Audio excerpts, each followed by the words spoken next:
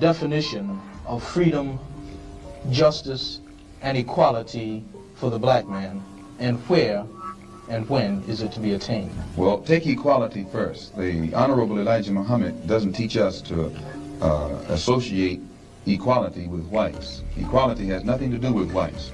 We don't want to be equal with the white man. He's not the criteria or yardstick by which equality is measured.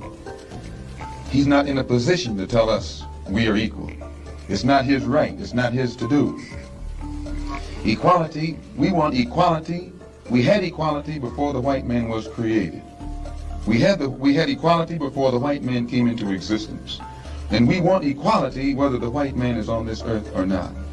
Equality means the opportunity to develop all of our dormant potential, all of our dormant capability.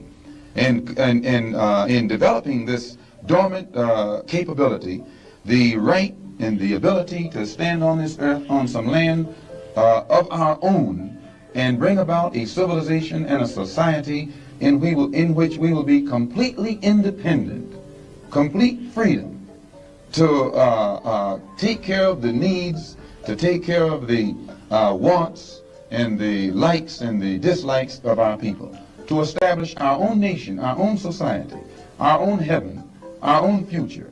This is what we mean by freedom, by equality, and justice means as you sow, so shall. What's popping? What's popping? What's popping? Good. Man, thankful to be back on the show, chopping it up with my dog, man. That's all. That's what's up.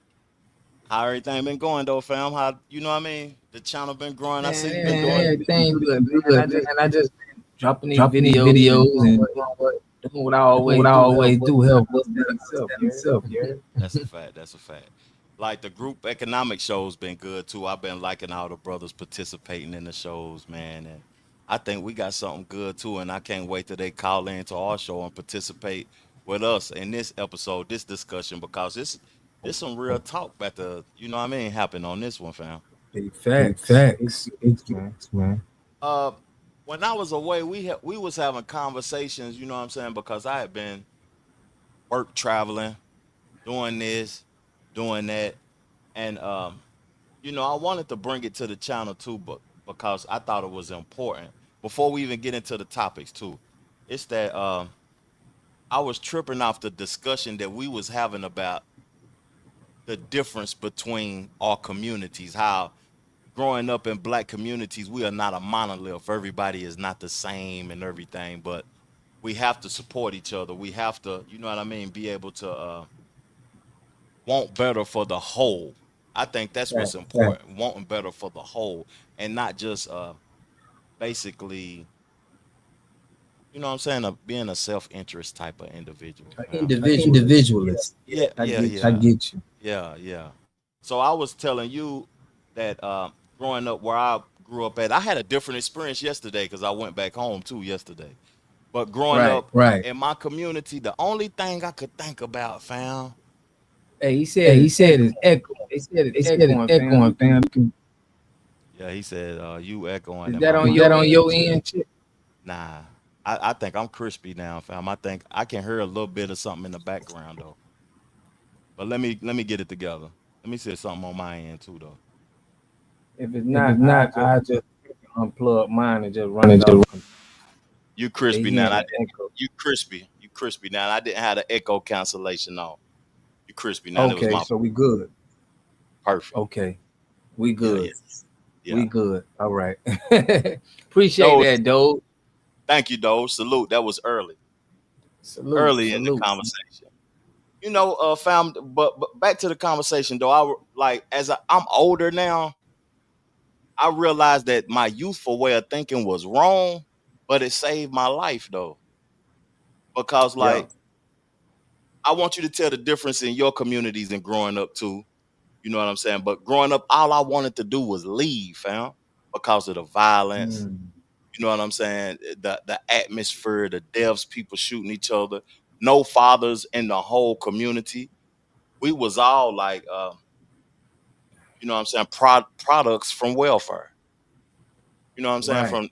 Because, you know, once they put the welfare system in and everything, they remove the father out the house. So we was all products of welfare. So only thing I wanted to do was get some money and leave. But now as I get older, I'll be like, damn, how could I contributed to helping my community grow? How could I have changed the minds of the people and all of that? And it's just something that I'm gonna have to live with for the rest of my life, man. For real. Damn. Yeah. But when I was telling you that about how I just wanted to leave and how I didn't like, you know what I'm saying, my environment. I wanted to move my mom and my grandma and everybody out the hood, my sister and her kids and all of that. And I was doing what I was doing to be able to achieve that. You told me you had a different experience in your community though. Yes, man. I had a different experience. Like I was telling you, you was like, man, gunshots was going on, and I was saying that, man, I don't remember no violence as far as any shooting or killings of anybody from my neighborhood doing that to each other. It was actually more people was supportive, more people was practicing coming together, brothers even in the streets, you know. It was more unity that I seen, you know. I could go in the neighborhood and certain people can pull up to certain houses and you could just, it was more, you know, it was different from the other communities that other people, you know, family members came to our community and was saying like, yeah, it's different over here. So, Yeah. you know, coming up from a community and going to a black college, like I was able to see more unity with people, you know, coming up, even with my mom and dad, you know, I seen them had a business. Soon as when I, you know, in New Orleans, they had a jewelry store. I remember being a baby in there, you know. So my experience has just been different with seeing people come together and trying to get things pushing and moving. You know what I mean? Yeah, most definitely. That's interesting to me because I feel like, you know, we talk about the FBA community. We talk about coming together. We show it with our actions. And also, you know, like we're not a monolith. Everybody's experience is different. But we from the South though. Yeah. You know what I'm saying? We from like a couple hours away. Why is it so different? Like, you know what I mean? Just the structure, the language, the lingo, the way we speak, the way people act. It's just an interesting way to start the show off. That's what I thought, fam. Facts. Yeah. Facts. You know. To let people Because know that people on both ends. It's people on both ends, your side and my side. I'm sure it's people that had good experience too, but that just don't get pushed out as much as, you know, the negative experiences in our community. You know what I mean? It's yeah, just how it is with life. the negative Yeah, experience is promoted and invested in. yes, invested in. I like what you. Yeah, it's marketed too. Yeah, they market it. Let's get right into the first topic, man, because you sent this to me, and the title is pertaining to this topic, and I was highly interested in the school to prison pipeline, fam. You want me to go ahead and play the clip, fam? Yeah, let's play that clip. It ain't Let's number get 19 seconds though, but you know it's dope. So we send you to jail? Yes, the bus, the cafeteria, the lunch plates, the hallways, basketball, the outside of it, and back to the buses. So where are you going? Sending us to jail. Baby is aware of that. Yeah, man. So we had a conversation. Well, I asked you and a partner of yours. I was like, man, what's the difference between, you know, jail and college? And Yeah. you and your partner were just like, I mean, it's both kind of like similar, you know. And I was telling you how brothers that I know that went to federal prison on like some little 3 to 4 year, 5 year bids. Yeah. How they perform once they get out. You know, they're more entrepreneur mindset. They more getting to it. They more practicing group economics with people. You know what I mean?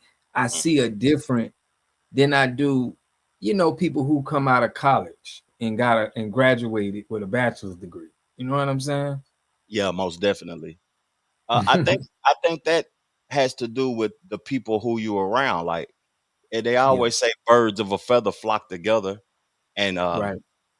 it's another saying, I can't think of it right now though, but in federal in a federal prison, most of those people are individuals who got there from hustling, Yeah. or from doing something, trying to beat taxes and all of that old type of stuff. So when you're around people that has similar interests as you, and you start to learning and educating yourself on finances and stuff, the only thing you can do is come out and be a monster. You're gonna Right. be 10 Yeah. times more aggressive than you was when you went in. But when you posed that Right. question to me, I couldn't think of nothing. I couldn't think of nothing but going home. I don't see really Mm. no difference from the school to prison situation, but I get to go home at night when I leave school because Right. it's very similar. It's programming. It's a lot of programming going on also to control the way people think, fam. Big facts. Yeah, Big. hell yeah. Like what you think some of the programming is in the school system? What you think they programming people to do, fam?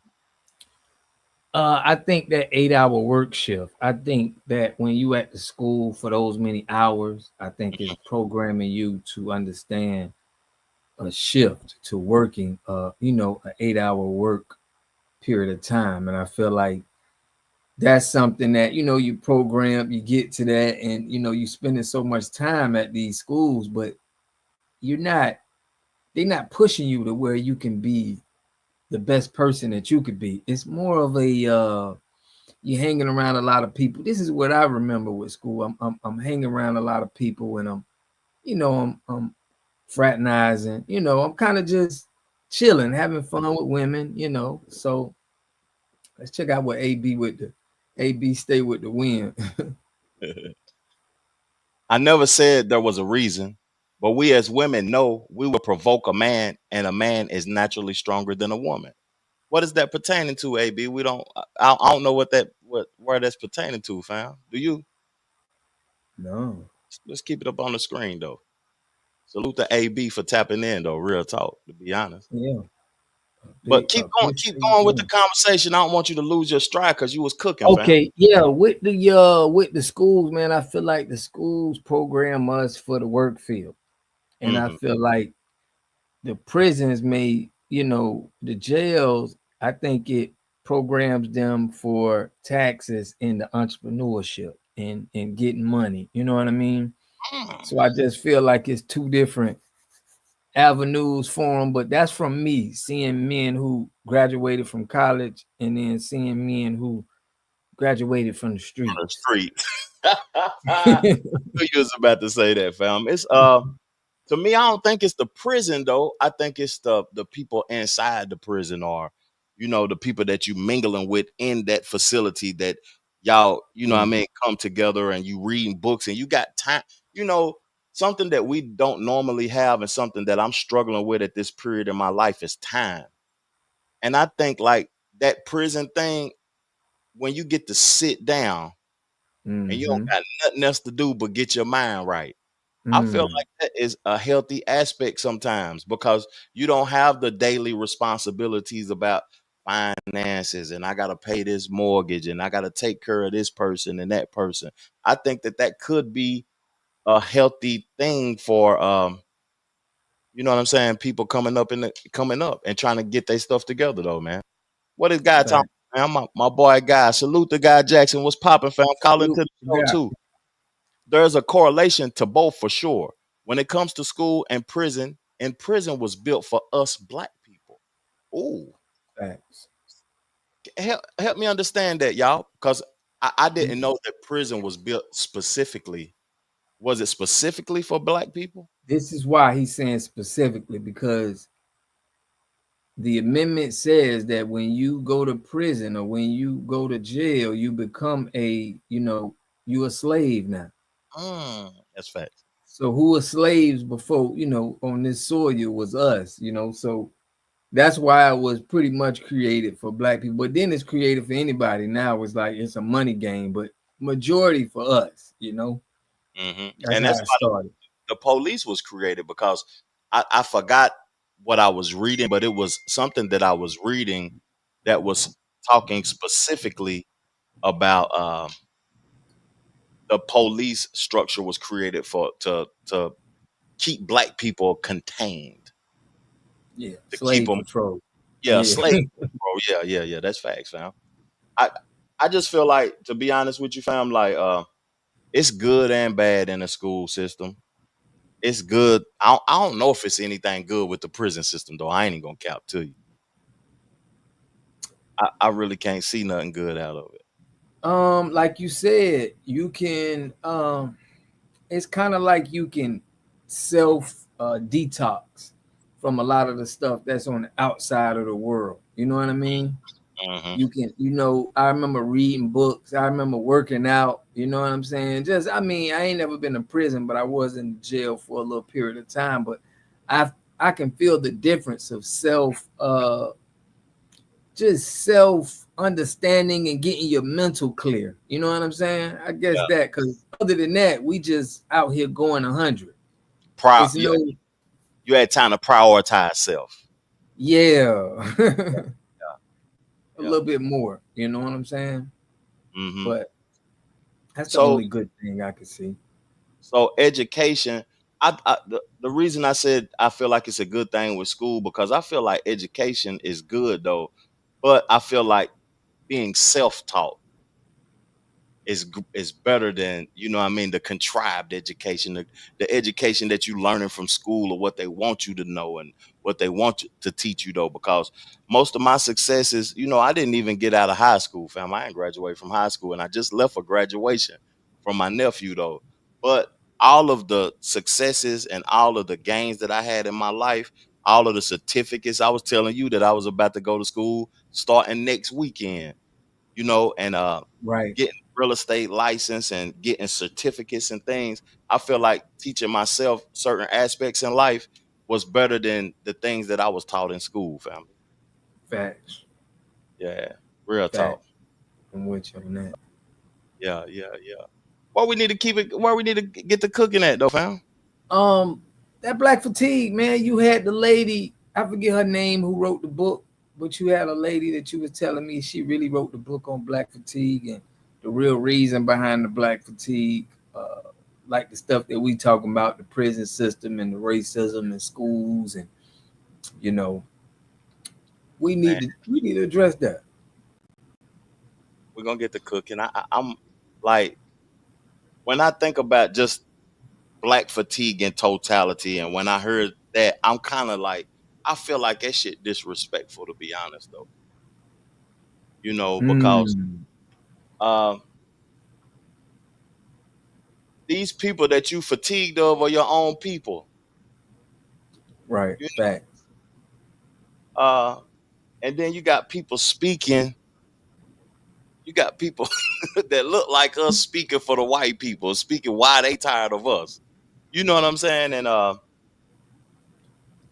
Man, un- I understand, like, certain environments and certain things that we may be tired of seeing though, but we can't control folks neither though. Why when we look on the internet, folks be trying to control people's, like they trying to be controlling, control people of what they doing, fam. Because real talk, the internet really ain't a real place. it's not a real place, but man, I mean, it's getting to where it's more it's more popular than real, being outside, because it's more people on the internet than it is actually outside, that meeting people every day and doing things. You know what I mean?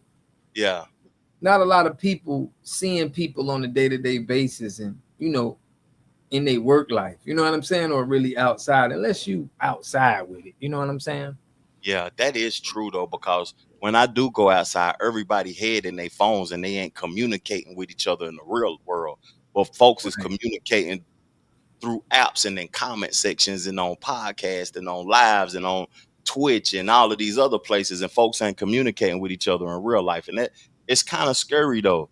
But I just don't, I really don't, I couldn't come on YouTube. I'm gonna say this before I play the clip. I couldn't Right. come on YouTube, fam, and say that I'm tired of people that look like me. I'm fatigued with people that look like me. I just couldn't do that. I think that Right. that's crazy, fam. Salute, Right. salute, salute. USN. Who was that tapping in, man? That look like a military individual or something, man. Thanks for tapping into the show. Real talk. But I got the book. I'm gonna play the clip first, and then I'm gonna get the book. Her name is Murray Francis something, fam, and Shout out to she her. she wrote the Yeah. book Black Fatigue, and when she wrote the book, she had a totally different take on why it's titled Black Fatigue and what she mean by it than what the viral moment is from it. So let's get on into the clip and listen to it. Then we can chop it up about it right when we get done, fam. I should first define what I mean by black fatigue. The dictionary defines fatigue as extreme tiredness resulting from mental or physical exertion or illness. A secondary definition refers to metal fatigue, weakness in materials, especially metal, caused by repeated variations of stress. While the second definition is not related to human fatigue, I think it is apropos, especially the cause, repeated variations of stress.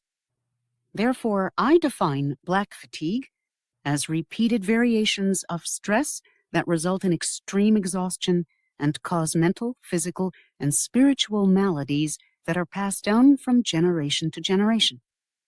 It is a deeply embedded fatigue that takes inordinate amounts of energy to overcome, Herculean efforts to sustain an optimistic outlook, and enormous amounts of faith to continue to believe we shall overcome someday. Repeatedly, I hear a resounding chorus from Black people I work with as I go from company to company, consulting on DEIJ. We are exhausted. Race. For those who deny race, let me share its meaning and manifestation. Race is a social construct developed by dominant groups to categorize people by physical characteristics, mainly skin color. Yeah, that's. Do you feel like? Do you agree with her when she say race is a social construct, fam? Like Yes, it yes, really fam. don't exist. It's just something created by the dominant people with power to keep us divided. Definitely, definitely. Because it's a, I think white people are being pimped too, but they're used in a way, to have this racial divide so the higher up can sit there and, they being shielded. So that's how I feel like, the system is working. And we talked about the prison system, and we're going to share some more stuff about the stats on how companies benefit from the prison system. So it's like, Yeah, we also got a video of the rapper that you said that was talking about, the influence that they got in the music with saying this and how this programs the people. So it's just a lot that's going on that makes it to where nobody wants to give our people no empathy. They feel like we're just doing this, putting drugs in the community on our own. They feel like all of this is done on our behalf. Like there's no pimping going on for us to be doing things. And that's what I don't like. You know what I mean? I don't like that neither. I feel like it is a lot of pimping going on, fam. A whole lot of pimping going on and a whole lot of people being used. But I got her book. I purchased her book. I purchased the audio book too, because when I buy people's books, I buy the audio and the physical copy. Because if I'm on the go, I want to listen to it. If I'm at home relaxing and just cooling, I want to read it so I can be able to get the Right. information in both ways. But when I heard fatigue too, I feel like people are tired of the way she is using fatigue. It's like the people that is fighting for programs and government help and DEI programs and stuff is tired of not being accepted in other people's spaces. But Yeah. I feel at this level, like what we doing and what we speak on and stuff, I feel like we are trying to create our own, not integrate with other people things. But what her book is talking about is the fatigue from not being accepted by others. You know what I'm saying? Or the Exactly. people in the power structure and stuff like that. And what would you say to that message? Is that a message that should be promoted or because I like what she seemed genuine or whatever though, but that message seems outdated now. Well, we got people like Officer Tatum and Antoine Daniels, right? Mm-hmm. And these guys, what they do is they look at where it's more popular, where fame, and it's the problem. You know, we got people in our community that look at areas that where it's gonna be more popular, where they can be on the side of, you know, the oppressors and still get traction, get money, you know, because being on this side of fighting for your people, there's no fame into that. There's no, you know what I mean? Yeah. It's not the popular opinion. Mm-hmm. So a lot of people look at this and they'll be like, you know what, I want to get my money. I don't want to really, you know, I ain't trying to be Fact. on this topic. So that's just the way it go. And I don't like that, man, at all, but that's just how the game is set up. And that goes back to what we started talking about at the beginning of the show. All of us are not a monolith. We are, you know, we are different. We are different people or whatever, though, because some people have certain agendas. Some people don't want to fight or don't want to be a part of the fight. And I feel like, you know, the structure is working perfectly with how, Mm-hmm. you know what I'm saying, capitalism and how the jail system, the shit is working like effortlessly. And some people they don't want to be a part of creating their own. They don't want to be a part of creating a structure that works for the people as a whole. They get to the point where they want to be individuals, and if I got to do this, man, I don't want to fight. I just want to I want to be accepted. Then when they go over there and be as good as they possibly could be, they have 100 degrees, master's degrees, and all kind of shit, and great credit and everything, and they still ain't accepted. And they be like, it's just crazy though, fam. It's crazy. And it happens all the time. It happens all the time, man. So they gonna get their reality check, and then is, you know, then they get on the outside talking about, you know, Mm-hmm. trying to push for the, you know, for black excellence, you know. Yeah. Oh, yeah. So you sent me something, and I want to read it too. I didn't make a clip from it. What's good? What's good? What's good? GG, GG. what's popping? Okay. I caught a live. Tap into the show, GG. If you hear anything of your interest, call into the show. You see the number right up under me, 202-492-6844. Right now, we're talking about the school to prison pipeline. We're talking about the viral moment that people are kind of driving me crazy about. I got clips on it too that I'm, you know what I'm saying, going to talk about black fatigue. But I want to read something Water sent me, though. Examples of corporations, past and present, connected to prison labor. Why you sending me that, fam? Like, you know, what was your thoughts Yeah, behind I did it? a live. Yeah, you know, we were talking about this prison and school. So I did a live last night, and we was talking about how a lot of these businesses are benefiting, that we go spend our money at, they're benefiting off of prison labor, you know, pretty much almost like free prison labor.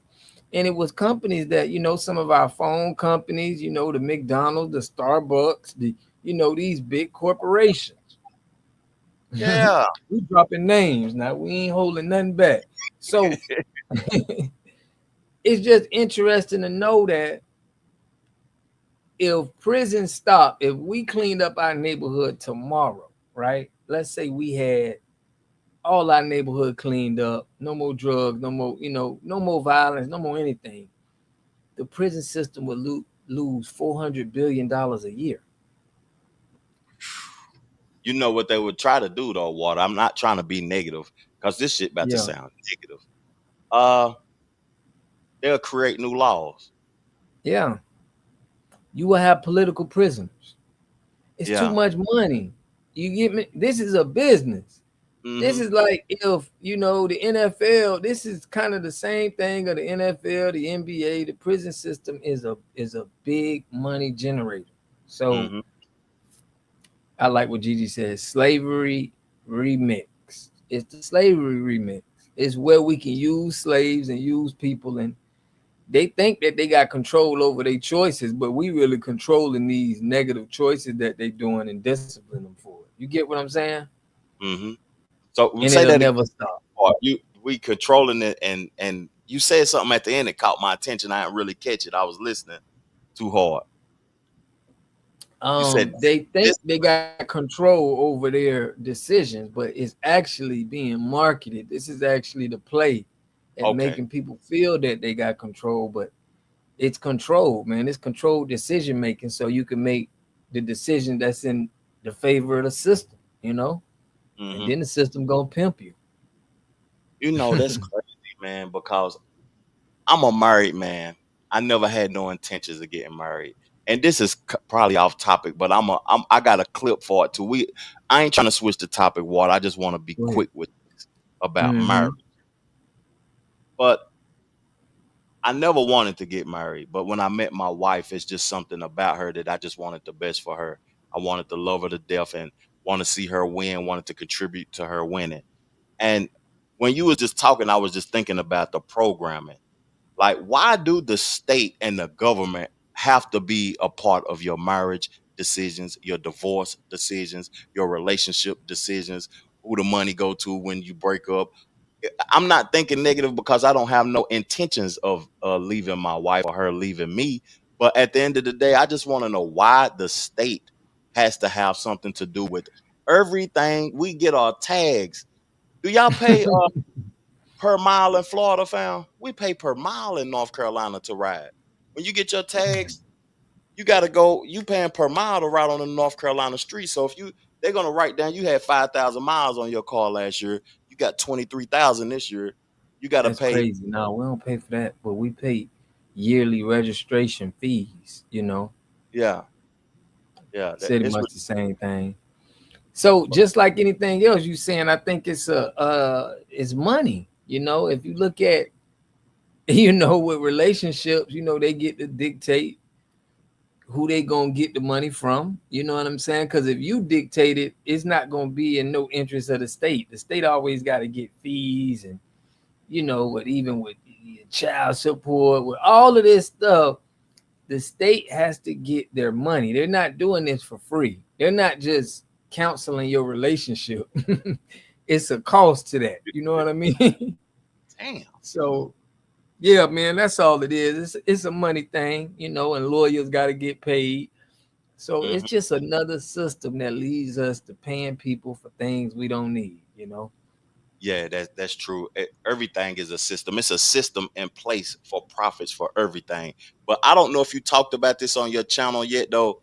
And this Yeah, was a viral clip from Paul Pierce. I think you know where I'm going. yeah, But yeah, after yeah. I tried to set us up with the marriage thing, and we're gonna get right back to it because I want to read this prison labor thing. What's your Yeah. take on this right here, though, Water? Marriage is for old people and poor people Okay, so let's get into that. Why? because when you broke, our parents, like my moms and all them, they married on a merit of like, okay, we're gonna put our incomes together, have all these kids, and then when our kids, we're gonna have 5, 10 kids back in the 60s, all them, they're gonna have Yeah. 5, 10 kids so they can work and bring income. Yeah. So you poor. So you married for that. And now when you get old, somebody that to be by your side to take care of you. Outside of that, it's no advantage to a man. What does it do for a man when things go south? Like we gonna have to give up half our this, pay child support, pay, but what do the it's only advantageous to a woman. Like, it's real talk. But what if you meet a woman and you're like, wow, she's a gem, she's valuable, We she's could be everything, and I together. want to lock her down in marriage? I don't want to lock no woman down. We could be cool So you're telling me right now today, today. you on January 4th, you do not want to be in a relationship ever again? I don't think it's realistic long term until I turn 70. I am done. I've never been more done with a I'm 47 right now. Until I turn 70, that's the only realistic part I see is because we both old. We ain't out in the streets. We at home watching TV. You go take me to the hospital. I'm going to take you to the hospital. That's it. So this is my take on that, and we have to understand this first before I even drop that take on this. Right? We gotta really be honest and say we're living European lifestyles with everything we doing in the West. If you can't admit that, you're lost. You feel me? This is not from our people. This is the way of life that they got this over here in the West. It don't come from our people. All that been erased and taken out the game, and they're gonna say, look, this is how I want everybody to move. You hit on something hard too right now. Pause. And I like the comment, but what's crazy is that the indigenous Americans to this land, what was their take on marriage? That history, I wish somebody could call in and help me understand that history, fam, because that history has been erased, I assume. Yeah. Now, what I'm saying is, being with somebody is not, we don't understand, but the monetizing of everything is European. They got this system ran and they control it. And I think this is to our demise, no matter what. You know, the whole system is corrupt. So I don't think this was the way our ancestors was moving. And I didn't think that they had these things set up. You know what I'm saying? I think we got a call, fam. I think we got a call. Somebody saying that marriage clip, they had to tap in, fam. You tapped in the Water Guy TV and Trevor Jackson TV was popping. Somebody saying that marriage clip, they had to. Oh, you gotta take us off speakerphone or turn the show down that you watching, please. We would highly appreciate it. Oh. You gotta take us off. Yeah, you turn the show down in the background, please. Yes, hi. It's Aisha. How you doing, Aisha? I'm doing good. How y'all doing? Hey, Aisha, how you doing, baby? Hey, Mr. Water God, I'm good. Yeah, y'all need a woman on the board because let's go ahead and get into it. Let's get to it. What have you heard from the show so far of the topics that we've been talking about that is of your interest that you want to give a take on? Okay, I do feel like that the government, the state government, and the federal government just really want to have their hand in every damn thing. I feel like we do pay for things that should be free, and I feel like they just tax and put a cost on life. You know what I mean? Like, you can't live, you can't breathe. Like, yeah, I'm in agreement with you. And then on the marriage thing, I think it's a personal. I think marriage is a business agreement. Like, two people can be together for. My sister's been with her man for like 40 years and they never got married. And, you know, they seem happy. Yeah. They just never saw a need to get married. I think he's like Moorish, though, like one of the Moorish people. Oh, but anyway, so it's a personal decision and you do it. You know, your relationship is your relationship. If you think it needs to turn into a marriage, then turn it into a marriage. Some people do it because they're insecure and they want that ring on somebody's finger, and some people do it because, you know, it's a business deal. So yeah. Yeah. What do you like? If you had to give a percentage or just your thoughts about this, what do you think majority of people get married for? Love or benefits? I think I would say benefit. I would say, I mean, because you can love somebody without the marriage. You can really, like, you've had some beautiful relationships out here with people that are not married. Sometimes marriage ruins things.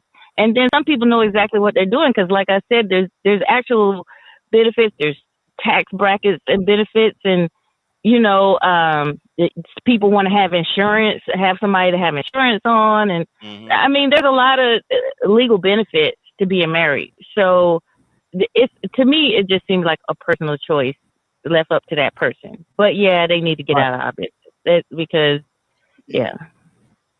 Okay, I got one for you, Aisha. Now, do we know the people with the small hats, right? They do not have nothing that go through the court system with their relationship. They get with each other through the church, and none of their relationship is tied into the court system. You would never see them on any child support. You would never see them in any divorce mechanism, anything that got to do with that. So why is it that culture cannot have can be excluded from all of this, you know, the problems in the relationship and all of the court costs and the child. They know a way, or I ain't gonna say they know a way, but they got a out where they don't have to deal with that, but everybody else do. What's your take on that, Aisha? No, they don't. Nobody has to. I mean, nobody forces people to get married. You see what I'm saying? But in the under the Christianity and the kind of the guise of that and the pressure of that, people feel like they need to be married, or they feel insecure because they're not married, or feel like somebody could take their men. Somebody could take your men anyway, like whether you're married or not. So people, most of the time, I think people get married for the wrong reasons, and those people are smart because marriage is just another way that you know, they can keep their hands in your pocket and their hands in your business, and you know, and then, oh my God, well, I've been divorced a couple times, so it's expensive and it's gut wrenching. You know what I'm saying? And when we probably never should have been married in the first place, but it was like, oh yeah, my clock is ticking. Oh well, I want my mom to see me with a man, or you know, like I think most of the time people get married for the wrong reasons, and I don't think people should feel pressured. And I think if people don't want to get married, they just shouldn't. You know? Yeah. Okay, I'm with you. I'm with you on that. But Mama Lisa just said that marriage is an honorable thing before God, right? And I think it's some truth to that. But if that was the case, why aren't we doing that in a religious, you know, why we ain't doing that in a religious system instead of doing that in a justice system? So it just shows where it's not being done right with our system. If it's something that's supposed to be honorable before God, we should be doing that in our religious beliefs. Or, I mean, y'all help me out with that. What do y'all think about that? You know, the state being your God or being the disciplinary and ruling if this thing is supposed to be done under God? You know, I feel like they put their hand on the Bible when they become president and say that they doing stuff under God. Mixing church and state. Yeah. Yeah. When you go to court and everything, you got to put your hand on the Bible to say that you're going to tell the truth and everything. I feel like the government be capping a lot of times, man, and it'll get you in a situation that you may not be ready for, to be honest with you. That's just how I feel, fam. I don't trust nothing. I'm skeptical about everything. How do you feel about I mean, how deep do you want to? How deep do you want to go with this? Because I think man-made religions are sometimes not. Sometimes they are for the greater good. Sometimes they're not, because they're putting their hands on this Bible. I mean, this Bible has been used to teach our people to be slaves and to be humble and to turn the other cheek and to please your master and all kinds of stuff. And then you're putting your hand. I think the Bible's kind of evil in a way. I mean, but I really don't want to go too far because I know how people feel about their personal religions. And like I said, most religions are for the greater good, but also that, you know, there's some demonic stuff involved with that. That Bible doesn't make anything holy. I'll tell you that. Right. I agree with you. I agree with that. I agree. I heard you say, so I don't want you to say nothing personal, Aisha. I ain't a person that try to come at nobody or nothing, but I got a question to ask you. I've been doing this book review with this author named Eric Hamilton about the divorced man. And I heard you mention that you had been divorced twice. Is women being programmed that the perception of marriage is something that is really not? Like yeah, because, you know, and then, you know, I don't like getting all down into the battle of the sexes because it gets real ugly, especially with black people. But I tell you, you know, women oftentimes, you know, this is a male dominated society, and they teach things in the church and things that are traditional that are not fair to the woman in marriage. I mean, let's face it. Why, you know, a lot of people feel like a woman should go and work 8 hours and come home and do everything with the kids and do all the cooking and all the cleaning and all the fucking and everything. Yeah, that ain't fair. Can I say that? Okay, so yeah, like that's not right. So it depends. Like if you get somebody with some damn sense that's not gonna freaking traumatize you into your grave, then yeah, marriage can be awesome. But it's awful if you get someone who's just like, yeah, I'm the man and I need you to do this. I'm gonna kick back and watch football, and you do So it depends. I agree with you. Right. I understand. I just wanted to ask that question because I feel like, the perception that is presented to women of marriage isn't really the reality of it. And I also I would like to hear why do you think like, and I'm not trying to have the battle of the sexes, because when me and Water God come together, it's to unify our people. But I just am interested in a woman's take about why do majority of marriages end in divorce, and 85% is the woman initiates it and 15% is the man. Do you have any take on that? You only have to answer that if you don't have nothing to say about that. But I'm just interested. Well, in yeah. hearing you. I feel like I already answered it, because a lot of times women, these quote unquote traditional marriages are not fair to the woman. And, and then it gets complicated. So like I said, we're not going to duke it out between the men and the women, but sometimes I think that women kind of get the short end of the stick. And then, men are kind of cocky about it and their ego gets involved. And let's face it, a lot of men like to cheat. I mean, and don't get me wrong, because women do too, but I think men do at a higher level and stuff like that. So, hey, thank you. Thank you. I agree with you on that. We appreciate you. You got anything else to ask her, Water? I got this. No, I think she made a good point. It's a balance that needs to be understood, for men and women. And, definitely I can understand her take, just doing everything, and I appreciate her being honest with us and letting us know, how she feels and how it goes. I'm sure a lot of women feel like that. Yeah. Got to bridge the gap though. Appreciate your time, Aisha. You can land your plane however you want to. Thank you so much. We got Gary waiting on us to tap in on the show. All right. Thanks for letting me speak, guys. I'm just going to hang up and listen. Water God, he really has, I really haven't seen you a lot, sir, but I know that he really is working towards, he has goals, and he's really trying to help us come together and do something, because we can't just, everybody's sitting on the internet just ranting and raging every day, but we're going to have to start coming up with some plans and things like that. And even though I travel all the time, I still want to be involved in whatever you guys push forward with, because I know your mind is in the right place. Thank you again. Oh, appreciate you, Aisha. All love, always. All right. Appreciate you. Yes, sir. Okay. All right, one. Oh, I think this okay. Hello. Gary, can you turn your TV down for us, please? Please, we can hear it in the background. How you doing today, my brother?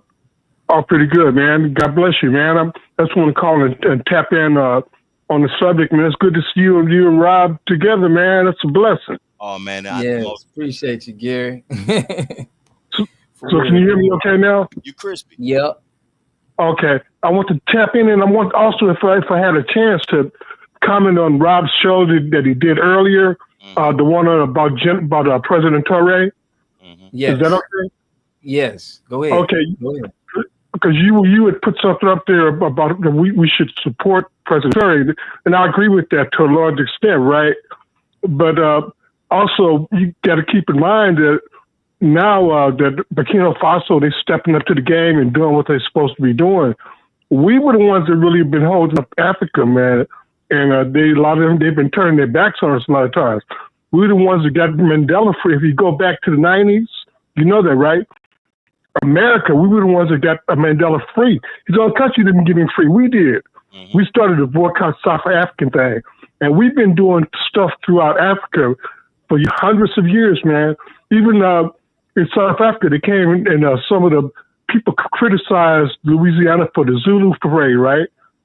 That parade came from FBA brothers and sisters back before 1900. We've been having that similar parade going on for years. Brothers went down there from the historically black colleges, and I can't think of the brother's name right now, but they got that from us. And they had missionaries from the United States that taught that to them. And then they turned around and said that we stole it from them. So a lot of things that we do for them FBAs, they turn around and slap us in the face. You know what I'm saying? Then they criticizing us about not getting on 100% board with President Torre in Burkina Faso. But I saw a picture with him with Putin, right? So now I'm going to hit that and quit real quick, right? He was meeting with President Putin from Russia, right? The white guy, right? Mm-hmm. He was hugging President Putin like Sammy Davis hugged Richard Nixon back in the 1970s, right? Putin did not hug him back. Did you hear what I'm saying? I was watching it. Yeah. He hugs up on him like, you know, Africans, they have a different idea. Most of them have a different idea about white people than FBA do. As a matter of fact, I'm a dedicated Christian, right? Mm-hmm. And most of them look at Jesus as a white man and worship him. FBAs, most FBAs, if you go to a lot of FBA church, you start to see a picture of a black Jesus. You understand what I'm saying? Because, you know, so what I'm saying is that while I support what he's doing, and I'm glad they're stepping up, we have to realize that they don't have the same mindset that we have. We're natural born warriors. You know I'm Blackfoot, and I know that Rob, you Cherokee, right? Yep, Cherokee. So FBAs, and I'm like, we natural warriors, man. So we that's why they haven't been able to conquer us. We went through 44 years exactly of chattel slavery. Look how tall we stand at. Look at all the victories that we won. So we can't tie our correct future into theirs right now. It's time for them to handle their business. Like Therese said, they got to hold their own. You know what I'm saying? But even though they got our moral support, they got to hold their own. They still got that mentality. And we learn that. That's why we delineate now. So we have to understand we can give them our support, but we got to hold on right here, right now. We got to get our reparations. We got to get our justice laws passed for us so that people can stop killing us and feeling free to run up on us and jump in our business all the time and try to cosplay us like Kamala Harrison. We got her out the paint. That's a fact. We got Fat Joe. I'll be trying to come back. Right. So we got it. You know what I'm saying? So we making a tremendous progress. And now let me get back on the marriage thing right quick. Right, marriage was established in the scripture. I believe that this Bible is the word of God. I believe that God puts his word out. It can't be corrupted. You know, me being a Bible student, I know that language has changed over generations. Things don't mean the same that they used to mean, so you got to keep up on it. That's why you got to keep coming out with different Bible verses and versions. You know what I'm saying? Yeah, that's true. Because back in the 50s, like if I told you, hey, man, I'm getting ready to split, you may or may not understand that I'm getting ready to leave. Yeah. But back in the 60s, it meant I was getting ready to leave. If I said back in the 60s, I'm a split, everybody knew. Yeah. So if I said it today, you might think, what you going to do, get a banana split? So language words change, you know, just like there was a time when I was a kid when you said black, you call somebody black, they ready to kick your butt, man. I remember when I was a kid, you call somebody black, that was an insult. Now we proud. James Brown brought it out and made a record, said loud, I'm black and I'm proud, right? So words change over time. And now it's a pride thing to be called black. And we got even people from other countries that come here talking about their black Americans. That's why we say we FBA now, right? We Foundation of Black Americans. And nobody can claim that but us. We go back to the foundation. Oh, and I was trying to touch on marriage briefly. I know I'm taking up a lot of time. Take your time, we ain't been on. Oh, okay, thank you. Okay. Talk that talk, fam. You cooking. Oh, thank you, brother. Okay. Marriage was a divinely established institution. Adam and Eve in the garden, when God pulled Eve from Adam's rib, he presented Eve back to him. Eve named him. And my pastor used to tell a joke. And, God brought up Eve up to Adam for him to name. And he said, what you going to call her? He looked at it, he said, whoa, man. Whoa, man. So he named the woman. So then they married. The first marriage ceremony, he said, this is flesh of my flesh and bone of my bones. So marriage was established by the church and by God. It was established as a spiritual institution. I was married for 25 years, and I'm gonna tell you, it was a blessing, man. And there's a verse in the scripture says, "He that finds a wife finds a good thing, and he attains the blessings of God." Yeah. And that did happen in my marriage. I was able to do things in my marriage that I couldn't do when I was single, and go to heights. There's a blessing there. Now, in today's society, it's not like it used to be, because, believe it or not, the young lady was talking about the advantages of marriages to the man. No, the advantages today is to the woman. We get married, when we get a divorce, we can lose everything. You understand what I'm saying? And my marriage lasted for 25 years, and my wife was the one that filed for the divorce. I raised her 2 kids that weren't even mine. And all of my friends told me, man, why you don't have a ready-made family? You guys know what I'm talking about, right? Yeah. But I stepped in and I raised them, and they got baptized. They both graduated, got educated them. I did all that. And she was the one that turned around and divorced me. Can I stop you, Greg? You cooking, but I gotta ask you something, because you said she divorced you. I asked go ahead, bro. Aisha this also, and we ain't trying to create division. That's not what we do. We unify on the channel, but it's just a good discussion to me for educational purposes. Why is the divorce rate so high from women than men, like the 75-25 or the 85-15% thing? Why do you think that exists like that the woman is divorcing the man at a higher rate than men are divorcing women? Because most of the women believe that delusion. They, especially single women, they talk to married women, and I believe a lot of them are jealous of married women. They try to tell them that the grass is greener on the other side, and it's not. Does that make any sense? They believe in a delusion. And that's one of the things that got in between my marriage was outside influences from other people, and especially the other women that were jealous. I told her, I said, baby, I don't want you having no single friends, cut down on them. Because I could see the jealousy. We would do, man, I had my own TV show when we were married, man. I was doing real good. I was flying high on the hog.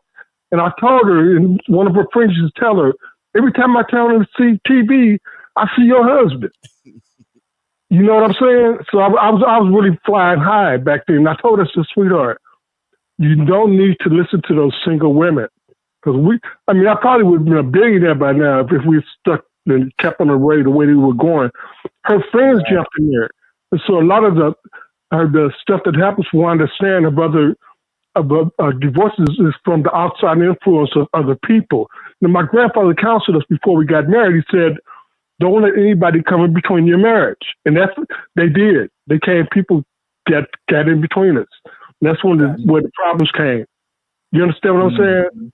So if we just did like my grandfather said, and didn't let anybody come in between us, especially the single and jealous women, we would have still been married. Wow. Does that answer your question, brother? Most definitely. Water got a question for you, Gary. I got a question for you, Gary. So in the is Gary still there? Yeah. I'm here. Calling in. So Gary, listen, in our Black Wall Street days, right? We've had a lot of our marriage was good. We was 80% married, homes. We were sticking together. We didn't have that courthouse thing as of yet. I don't know if it was prevalent as it was now, but we had our own. We were segregated, so we had to fend for ourselves. Why was it then we didn't have this dysfunction, but now we have all the dysfunction, but we don't blame it on the system?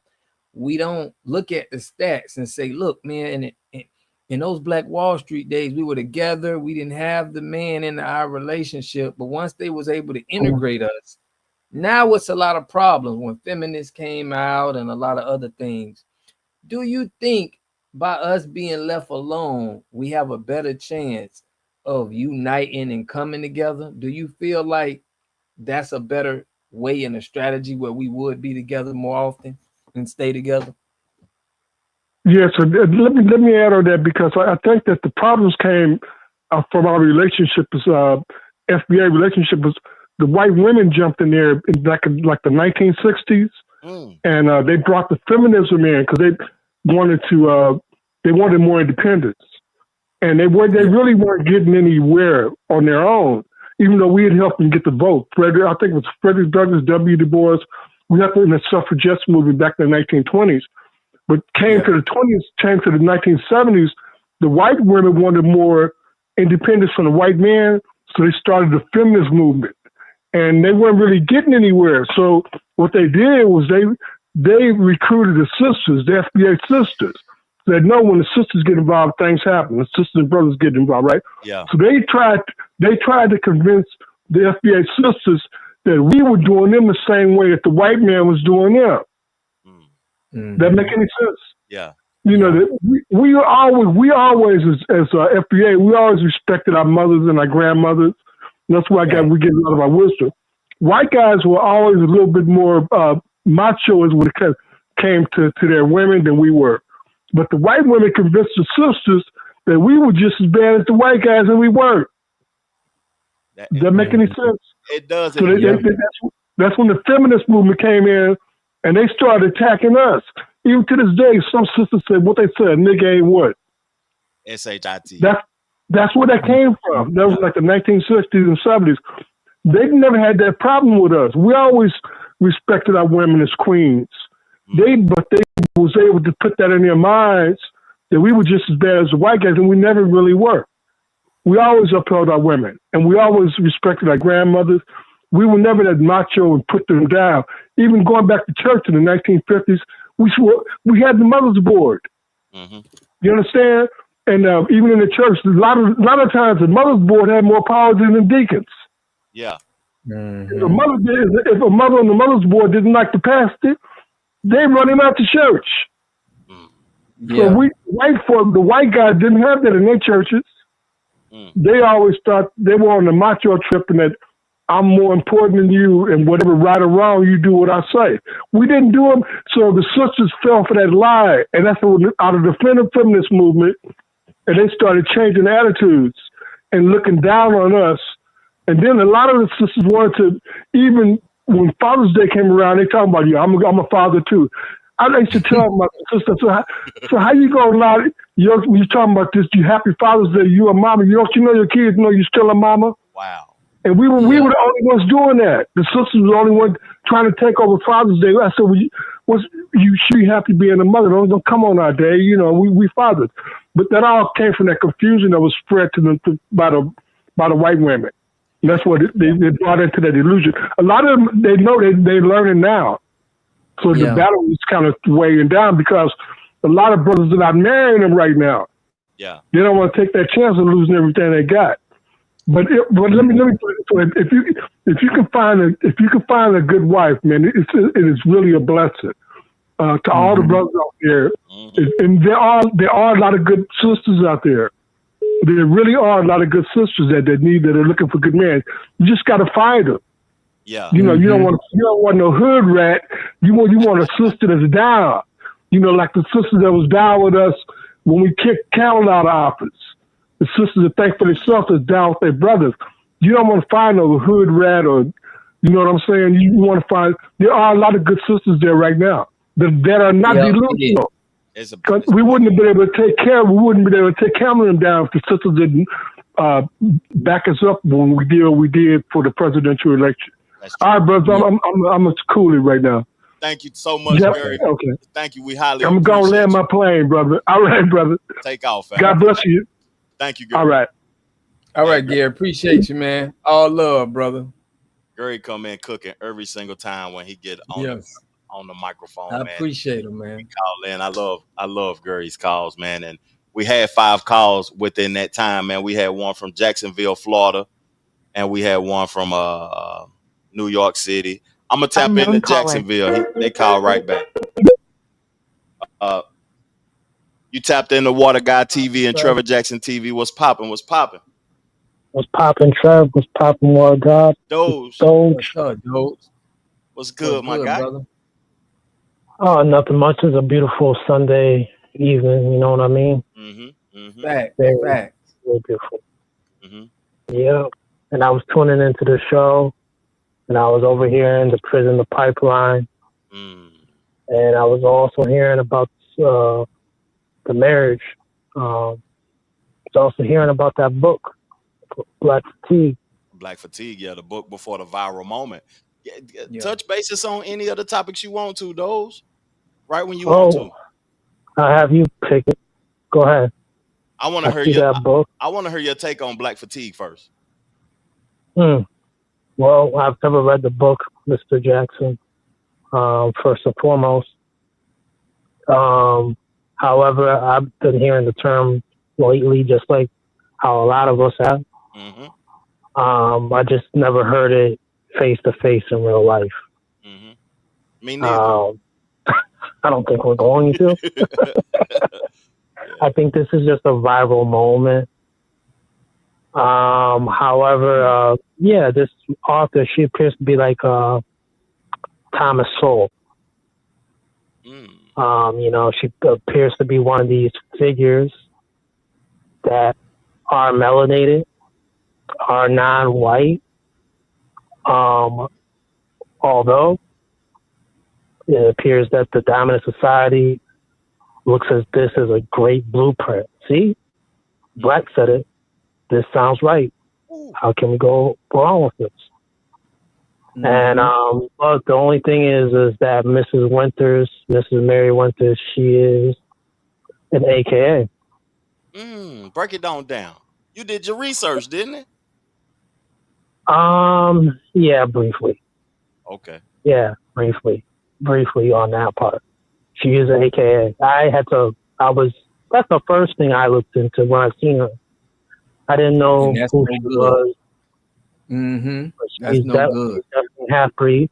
And she's definitely a divester. She's also married to Boulay.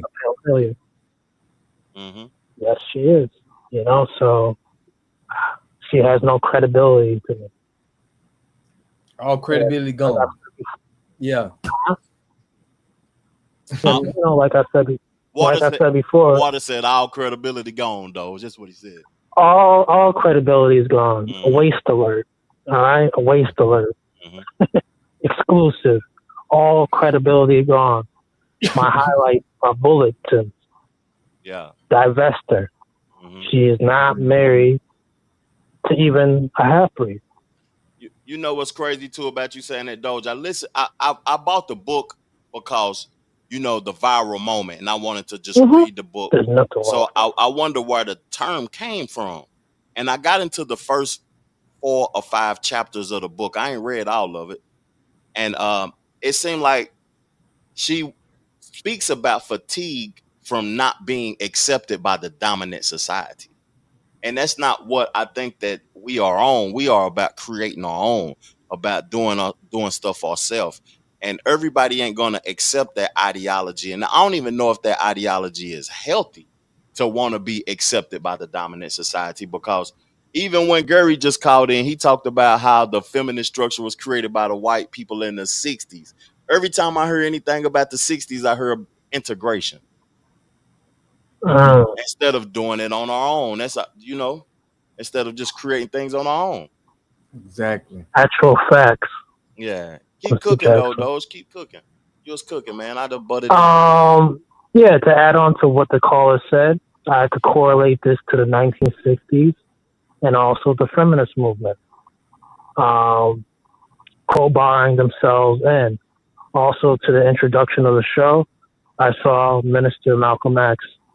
And as we are familiar with, as he detailed in his autobiography, that there was a time where a suspected white supremacist feminist came up to him with a business endeavor. Hey, what can I do to help the struggles of Black people in the United States of America? What was his answer?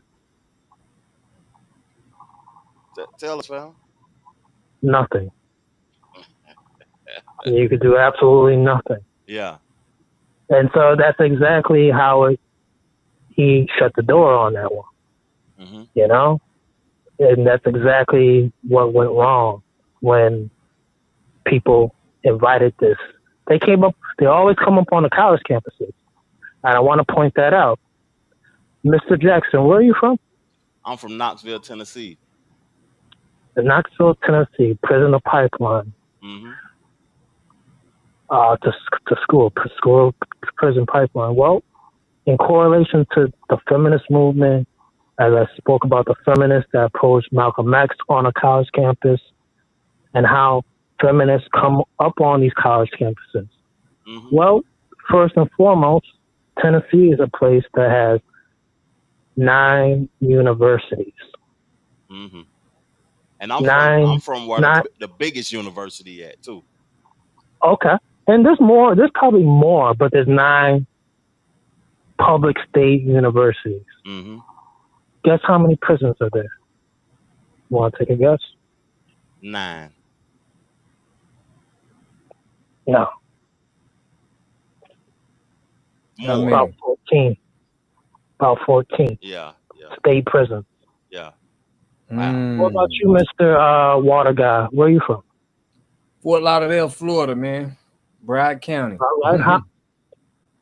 How many prisons do you think are there in Florida? Shoot, man. How many universities? In Florida, I know it's more. I know it's 10, at least 10 prisons in Florida. Probably a little more. There's about 12 universities on a state public level, and there's about 49 major prisons. Wow. In the state of Florida. 49. Now, Tennessee, that's headed by Core Civic. They run the show with the prisons over there. Now in Florida, they Geo Group. Geo Group runs a lot of the prison facilities in Florida. Mm-hmm. They're both on the stock market. Core Civic and Geo Group. You can invest in both of them. However, what I'm saying is that these college kids are so impressionable at that age. And this is exactly why back in the day, they could come up with a pack of cigarettes and just give them out to people. Hey, here you go, here you go. They went to the college campuses. Mm-hmm. And it's the same thing. You approach them on the college campuses. These people are ready to vote. They're ready to become full-time taxpayers. And their minds are so impressionable to conformity. I believe the architect to prisons and schools are one and the same. If you look at the facilities, just look at it, visualize it in your mind. A school architecture, the layout, the gym, the cafeteria, the fire exits. Mm-hmm. Right. It's structured the same as the buses. The buses. They call one the Department of Corrections and one the Board of Education. However, the Board of Education, they teach what? Home economics. But what do they really teach in home economics? Oh, break it down, cause why they don't teach what y'all last show was about yesterday? Group economics. Why they teaching home? Exactly. Yeah. They teaching food. They teaching pastries. Yeah. Sugary sweets in home economics at school. You know? Just to get it's crazy. You know, why are they teaching? They're trying to get you ready to spend money with the health system so you can get them addicted to them sweets. That sugar. It's about conformity. School teaches us to go along with authority, never question it. Mm-hmm. So what happens when you don't make it in school, usually? Then you question authority. You don't respect it. You end up out of school. Mm-hmm. And what happens when you're out of school and you're not respecting authority and always questioning it? What might that lead you up to? You already know. Prison. Prison. Yeah. You got rule breakers, and then you got people who follow the rules. You know, Doge, I got a question to ask you though, and I want Water to intertwine in this also. You know, what could we do to prepare people for the future, and how could we help people? Because I got a nephew that just graduated high school. He going to college and everything. Congratulations. And I'm trying to make sure that I'm pivotal in his life and teaching him about prioritizing himself. Mm. You know what I'm saying? And I'm not teaching him that in a selfish way, but I want to tell him to prioritize himself by looking out for the best interest of self. But how, like, you know, the school to prison system and the how it's so cohesive. What can I do to help my nephew not walk down a path of debt? Because I ain't go to college, so I be tripping when I heard individuals talk about they 45 years old and they still owe $100,000 in loans. I be tripping off of that, fam. And well, why you laugh, fam? Efficiency alert. The efficiency alert went up right there. You cooking, bro. It's just that the people that I love and my people that's listening on our platform, I want to be able to converse with people to help them evolve, man, and not even, you know what I'm saying, not hold themselves hostage, not end up in jail, not end up in debt. Because that'll make you make some decisions that could get you in prison. You go to school and owe a $250,000 when you get out of school, and then you can't get a job for a year. Then when you get a job, it's $60,000 a year, but I still owe $500,000. That money. Man, this is the problem. This is what I think when I hear what you're saying, right? We steer our kids to be just to look for ways to make money instead of being impactful. Like, we not steering our kids to do great things so other people can have opportunities. It's always take care of yourself instead of, listen, you can be a leader. We need to show them our leaders and what people have been done that took care of communities. Like the guy who found Black Wall Street, he wasn't thinking about himself. He was thinking about the community, but it bettered himself as well. You understand what I'm saying? We need more founders. We need more CEOs. We need more guys who into top level positions. We don't need to tell our kids that, hey man, I need you to just go get a job. I want you to get a good job. You get what I'm saying? That's just I got what you say. And to add on to both of y'all, y'all both brothers are very cohesive right now, like binary stars, you know, and that's no homo shit. Binary stars is like two stars that revolve around each other, but they look like one, you know, and that's the glue right there. So, you know, to add on, and I'm then going to segue into that marriage stuff real quick. You know, Mr. Jackson, I commend you and your nephew being in his life. Father figure, obviously, brother, obviously. I believe in subscribing to this one album title, College Dropout. And I'm not a fan of Kanye like that, but just the title alone is that a lot of college kids are unemployed. You know, they're unemployed while they're going to college.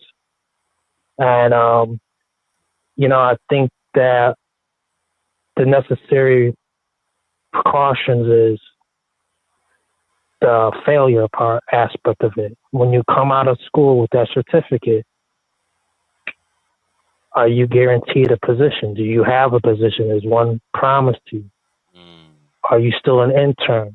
Do you have to learn to take more shit?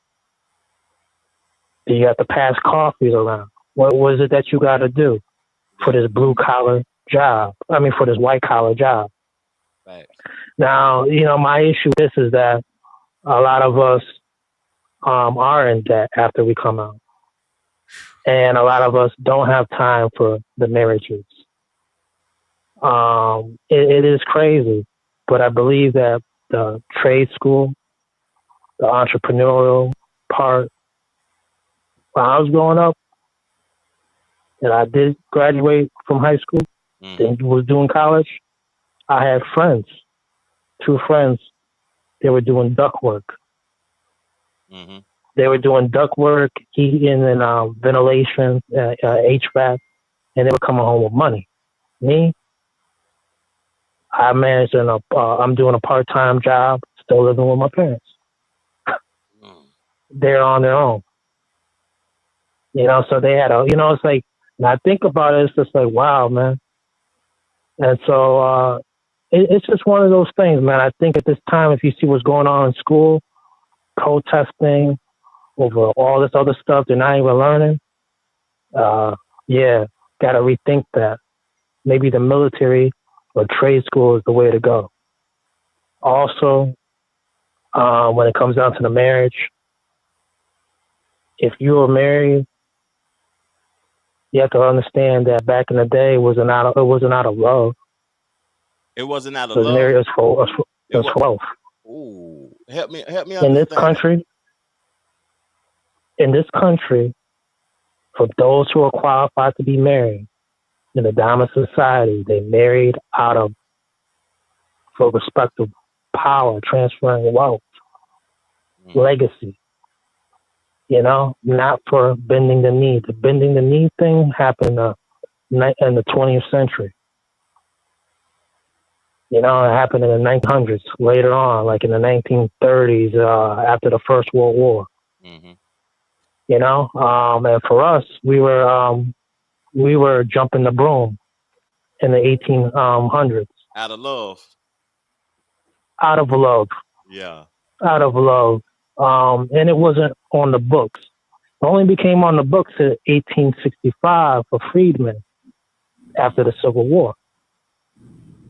And so if you look at this whole situation, interracial marriages started happening less than 60 years ago in 1967. This is around the time with the feminist movement started happening. Yeah. And this is kind of where it's all about. If you look at it now, who's getting insurance and life insurance policies for being married? You're seeing same-sex couples. So hold on. Educate me on that, because I so if you as a same-sex couple get married, you get a life insurance policy? Yeah, you get the same thing that is guaranteed as a conventional married couple. Correct. Okay. Yep. Yes, you do. You get the benefits now. So the institution of marriage is a joke. In the United States. You remember the NBA player or coach who got from the Boston Celtics who knocked down that Mormon woman? Yeah. And he was married to Nia Long. Yeah, I know you're talking about. Nia Long divorced him afterwards. She has a child by him. All right? Yeah. But I tell you, this Mormon female that he knocked down, that was like an assistant to the owner or whatever. Nah, that was the owner's wife. Okay. Guess what? They're Mormon. And guess what? They have 3 children. Guess what? They never divorced afterwards. Think about this one. Exactly. No, I'm with you on that. Doge, because just like you brought up an example of Rihanna and her husband, right? ASAP. I don't feel like Rihanna would divorce him because she already is financially stable. It's not for a financial reason why she got with him. You get what I'm saying? I think if it was the other way, I think if it was financially a woman was in position, I think it would be hard for her to want a divorce. I think it'll be more where relationships would stick together a little bit more, in my opinion. What do you think about that? Go ahead. I'm sorry, Doge. You can go though, but I'm gonna say something to me of my take on marriage. I ain't into that getting married for business purposes and finances and benefits and all of that type shit, man. If I ain't really rocking with you and down to die for you and would do anything for you for free, I ain't rocking with you. If I ain't rock with water the way I rock with water, I wouldn't even be on this microphone. You know what I'm saying? For free. It ain't like, I think we have a misconception of that. Yeah. Of love. Oh, But check this absolutely. out though. Check this out though. This is where I feel like the money play a part. Let's say the relationship is going cool, right?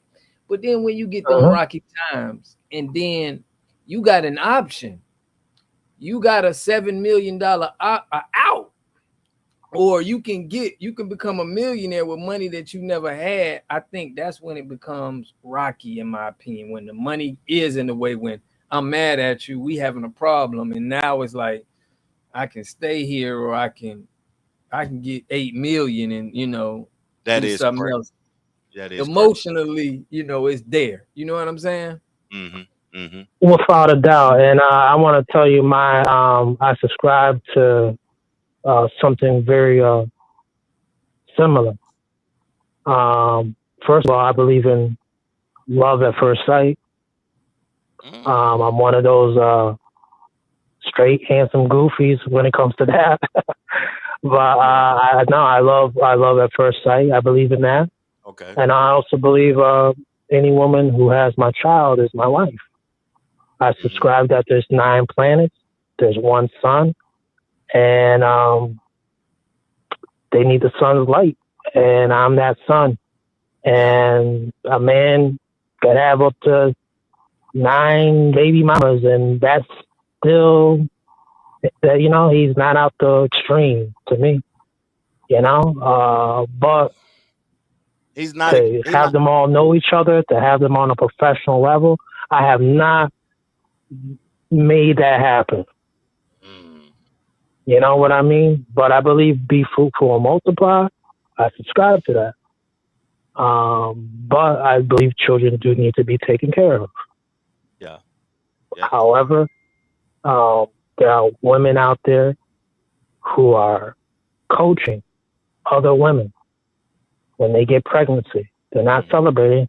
They're saying, "Baby girl, how you going to afford this one?" It's the standard routine, you know. They breaking this bitch down out of respect when I say that. You know, man, I'm so, you know, they trying to break a bitch down. Yeah.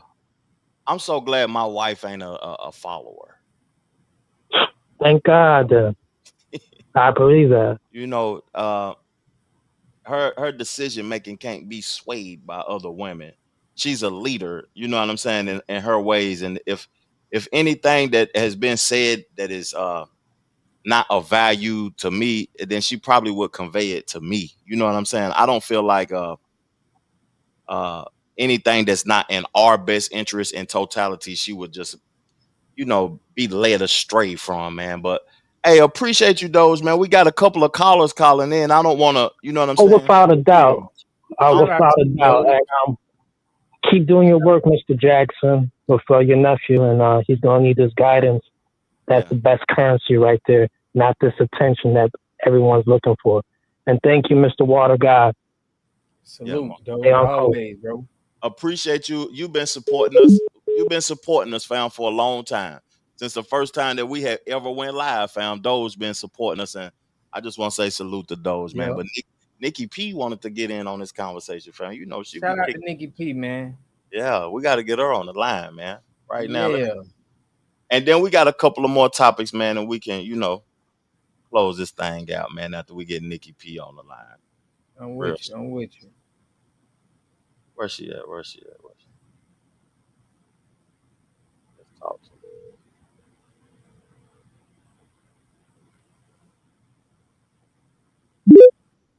Salute. Hello. Are we speaking with Miss Nikki P? Yes.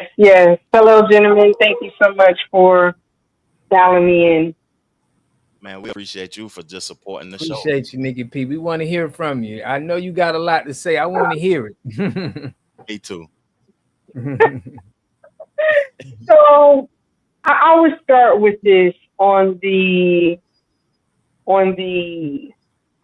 marriage thing. I'm gonna tell off of the gentleman before, and he mentioned about the women following either friends or single young ladies, right? Mm-hmm. And one thing that I can say is I believe that's true because I've experienced it, not being influenced myself, but listening to friends tell me about what other so-called friends were advising them of. And so I've been married for about 20 years, and I know that marriage is hard work, right? Because you go from being an individual to coming together to work as a team. And then when you have children involved as well, my whole thing is that we're all a team and everyone has a role to play, right? And so when I hear these young ladies talk and they're like, well, I have this friend and, she's divorcing her husband or this is happening and I said X, Y, and Z. Well, I learned from a young age not to get involved in another person's relationship, right? However, you can advise them you can just give them a different perspective, right? So, coming up in a household where, parents go like cats and dogs, pull down weapons, everything. One thing that I knew for a fact is when I got into a relationship, I would not be with a man that would lay hands on me. I knew that for a fact. And so as I move on through life and I have these friends, I'm the one that believes in marriage, right? I believe that if your guy is not a habitual cheater, if he's not a drunk, if he's not a woman beater, and, a whole host of other very detrimental things to a relationship, then you guys can work through that, right? Because it's easy to get with a guy and, have them bang your back out, but what kind of person can stand and be a man in a relationship? It's hard to find it, right? So you have to take those things into perspective before you so-called want to just end a marriage. And not only that is these days, men are I won't say men, but some are very underdeveloped.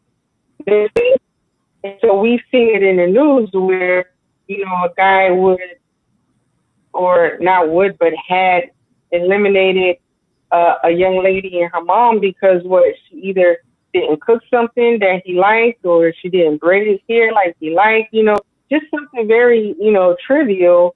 And now those individuals are no longer here.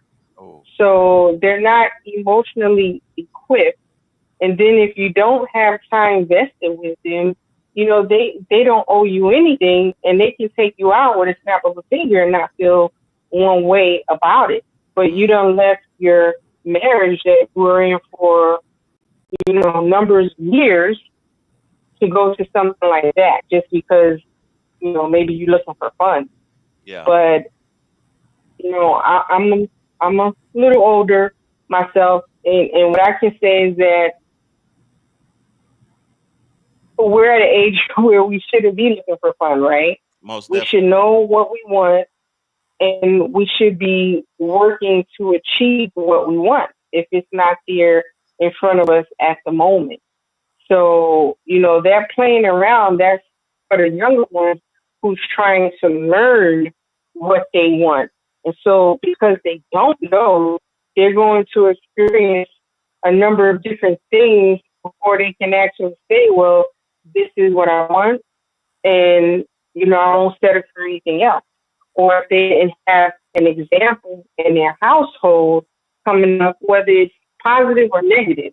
If they didn't have an example, then they're going to search for what they feel they want, right? So, that's pretty much what I want to say on the church part right there about being having certain so-called friends that could be influencing you the wrong way. But like I said, I will present a different perspective, and I think that when you have a group of friends, you should have that one friend that will probably be saying the things you don't want to hear, because I'm not that kind of yes man friend.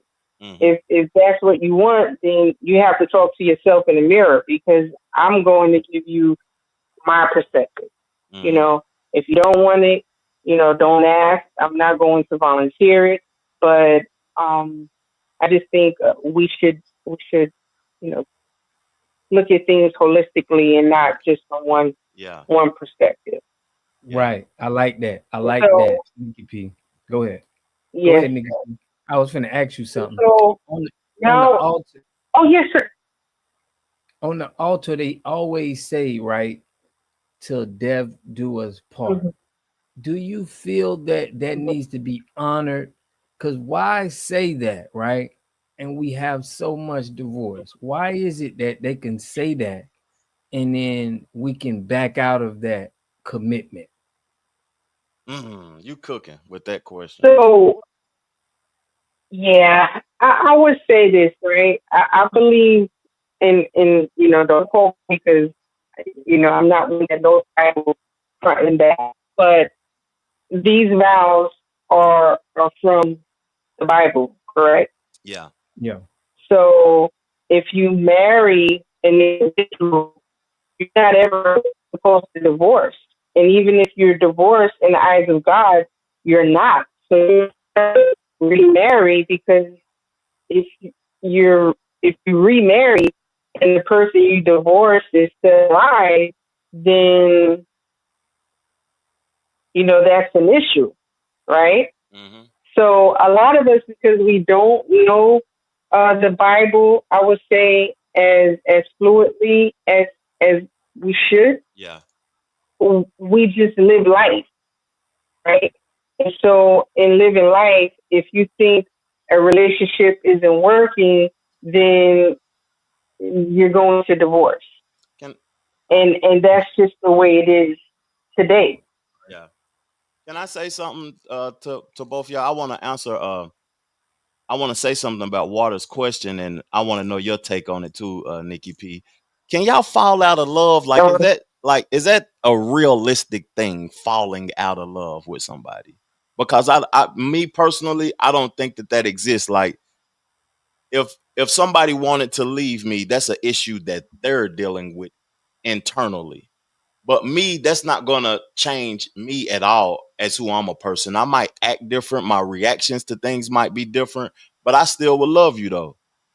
I would love you to death. Yeah, but Go ahead. I'm sorry. I'm sorry. Now you good, Nikki? Okay, there's a little lag here, but I think that being in love is different from loving an individual. Facts. It And is. I think that it's very hard to fall in love.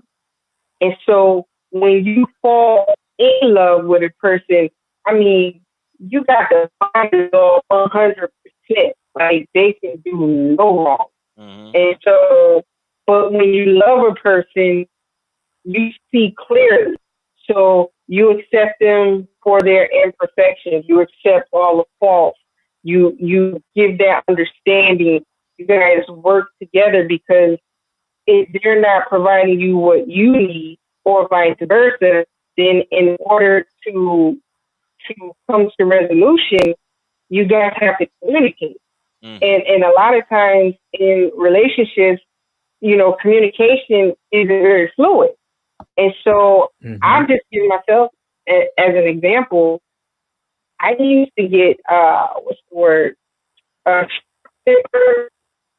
used to, just blow up, right? And so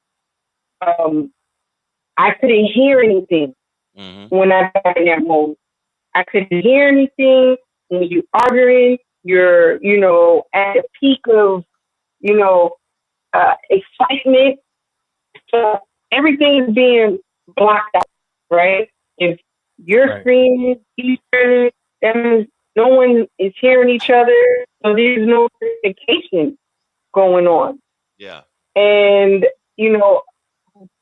going back to the point of being in love and loving. So when you love someone, I think it's personally, I think it's better to love than be in love, right? Because you truly be led astray when you're per se in love. Yeah. Because you're not correcting, red flags, or you're not seeing red flags that are there, and you're not correcting certain behaviors that need to be corrected because you're so in love and you're so blinded. And so when you fall out of love is now when your eyes are open.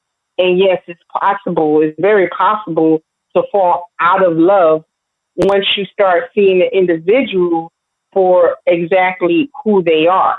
Because when you were in love, you were blinded by love, right?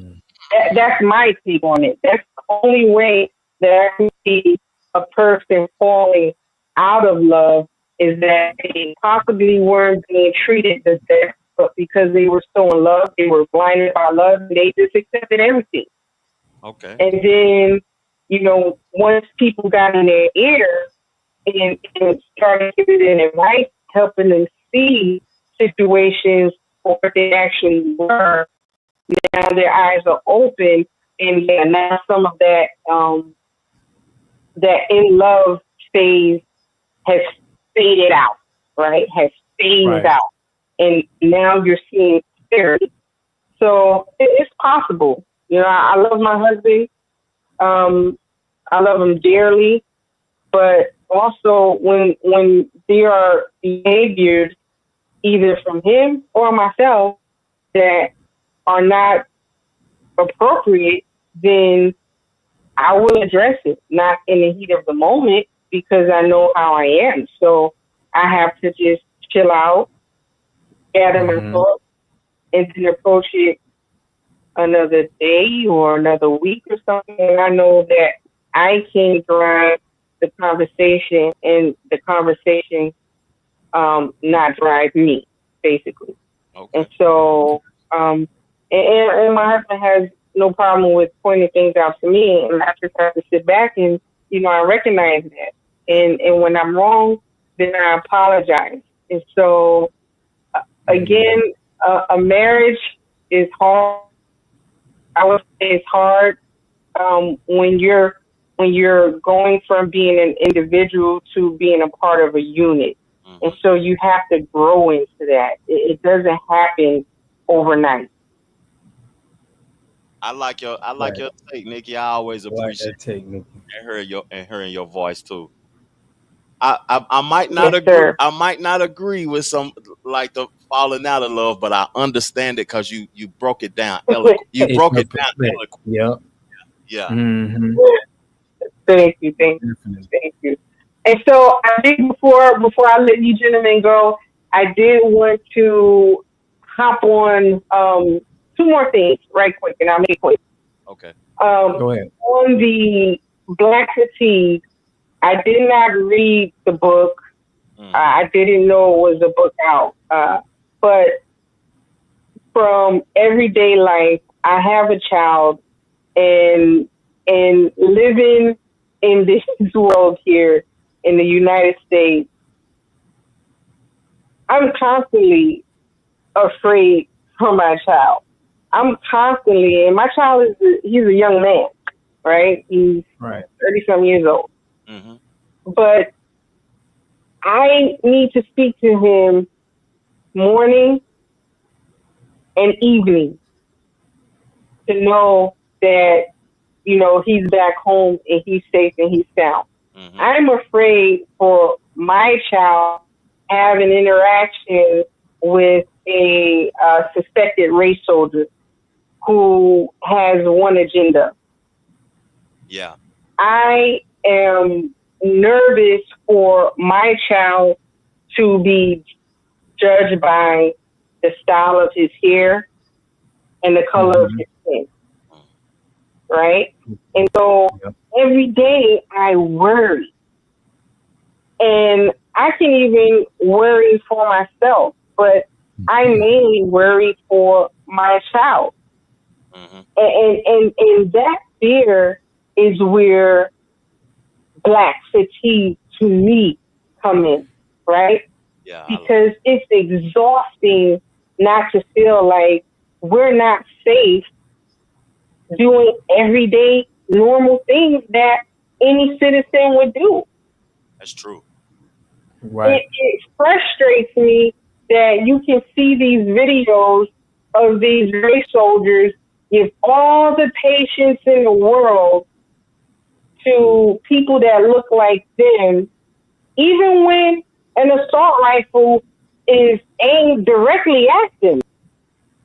But yet, those perpetrators get to be taken in alive. That's right. true. But people that look like you and me, we could be running away, and supposedly they saw a gun and we get shot to the back, running away because they were so-called fearful for their lives. Right. But it doesn't happen that way with individuals that look like them. They show all the patience in the world. You know, they give them multiple chances. They coddle these criminals, if you ask me. That's true. But we do not get the benefit of the doubt. We do not get the same consideration. We get execution. Yes. And Most again, Most definitely. being a citizen of this country, this is our land here. We're not guests. We're not visitors. We're not immigrants. This is our land. Everyone came here after us. Exactly. But we're made to feel like we're less than. And so when you speak on Black fatigue, that is my reality. That is my fatigue. I'm tired. For real. I'm with you, Nikki P. I agree with the way that you use Black fatigue wholeheartedly. I haven't heard nobody speak about Black fatigue that I've actually agreed with yet, because they use it in a form of using it like they're tired of Black people's actions. And I don't want to speak that into the present world, because if I speak that into the world, that means that I'm tired of my people. And then if the higher ups in the government heard that, they'd be like, oh, wow, they tired of each other. We can just continue to do what we've been doing, or we can do it at a higher rate. But the way you presented it, no, I completely agree with you. I like that take, and I appreciate you. Yes, sir. That is that is how I feel wholeheartedly. That is where my Black self comes from. You know, just living everyday life here in this country, that, you know, every system, you know, is set and rigged against us. You know, that is the fatigue. You know, there was just recently an article out that a Black couple had their home appraised, and their home was appraised for like $250-something thousand less than the value of the home. Now, how did that happen, though? Is it because of the community they in, or is that just a structure? Well, I think that ties more to the appraisers and their biases. Yeah. Right? Yeah. Because it's impossible that you can have one appraiser come in and appraise your house for 200 and something less than its value. Then you get another person, you sanitize it of everything Black in the property, and then all of a sudden it's valued at its true value. You know, it's appraised at its true value. Yeah. So that there is on those individuals. And so again, that is the systemic racism that we deal with on a daily basis. That is where your black fatigue comes from. You know, we're tired of this. Where was that located at, Nikki? Like, do you know the place where they attempted? Oh, yeah, I would have to go. I would have to go back to that article and see. Okay. Yeah. It's okay. It's okay. Yeah. Yeah. So, the last thing.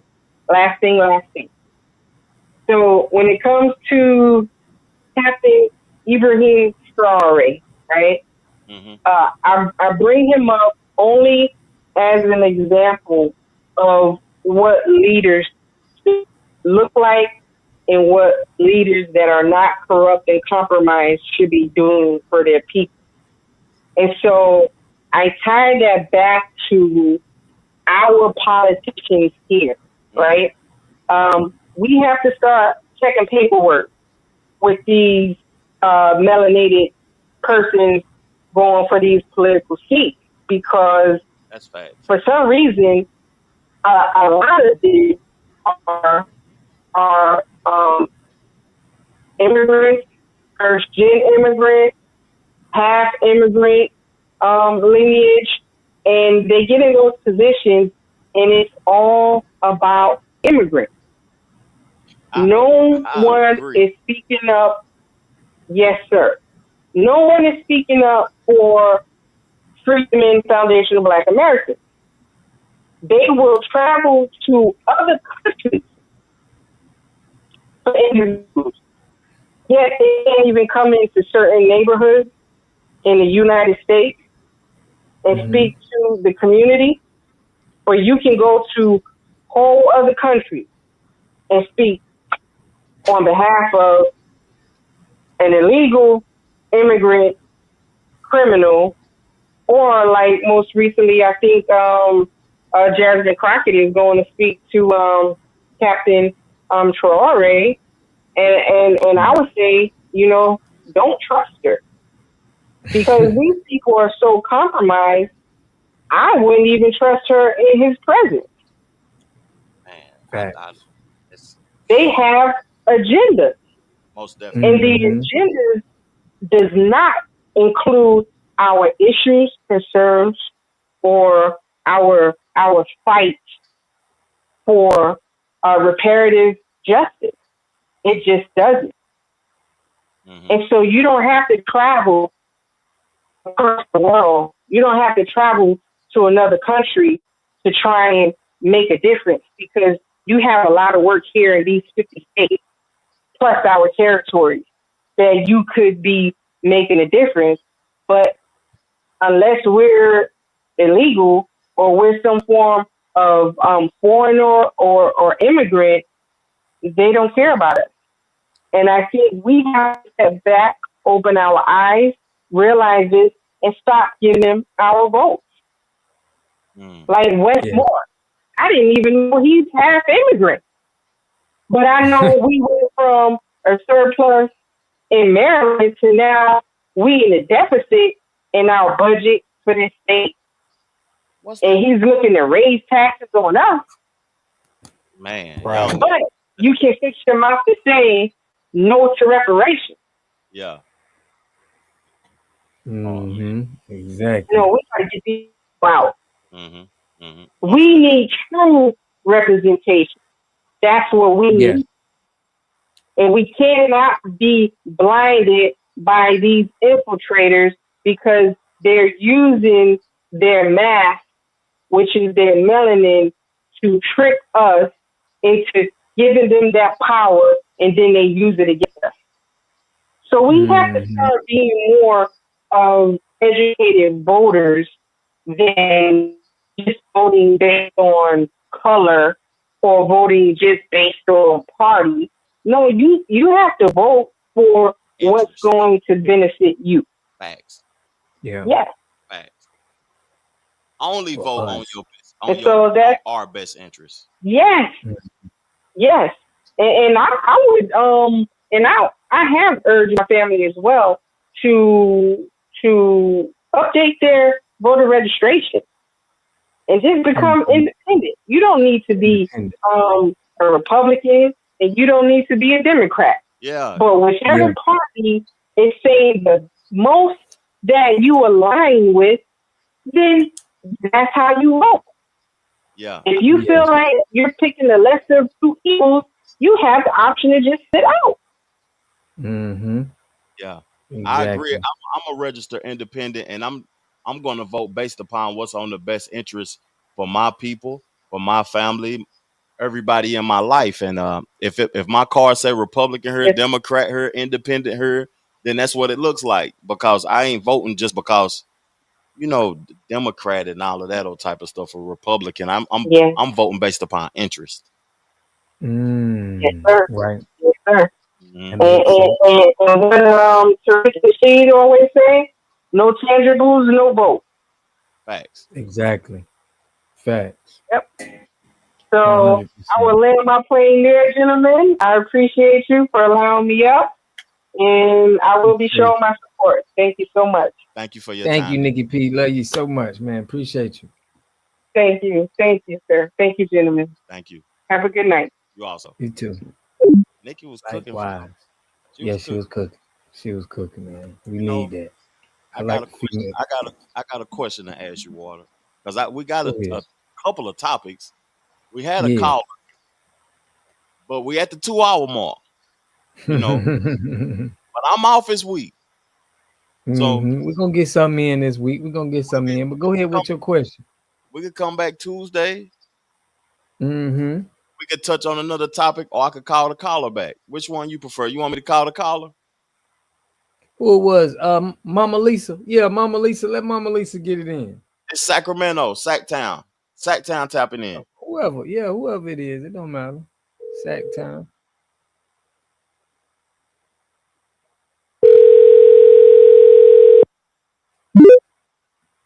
Now look here. You tapped in. Look here. Talk to us. Hello. You hear me? What's up? What's poppin'? Yeah, we can hear you. Look here.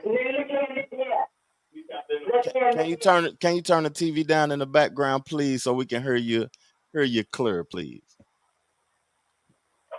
Can you hear me now? Most definitely. We can hear you. Y'all done made me tired. Now I want y'all to ask me which subject you want me to talk on.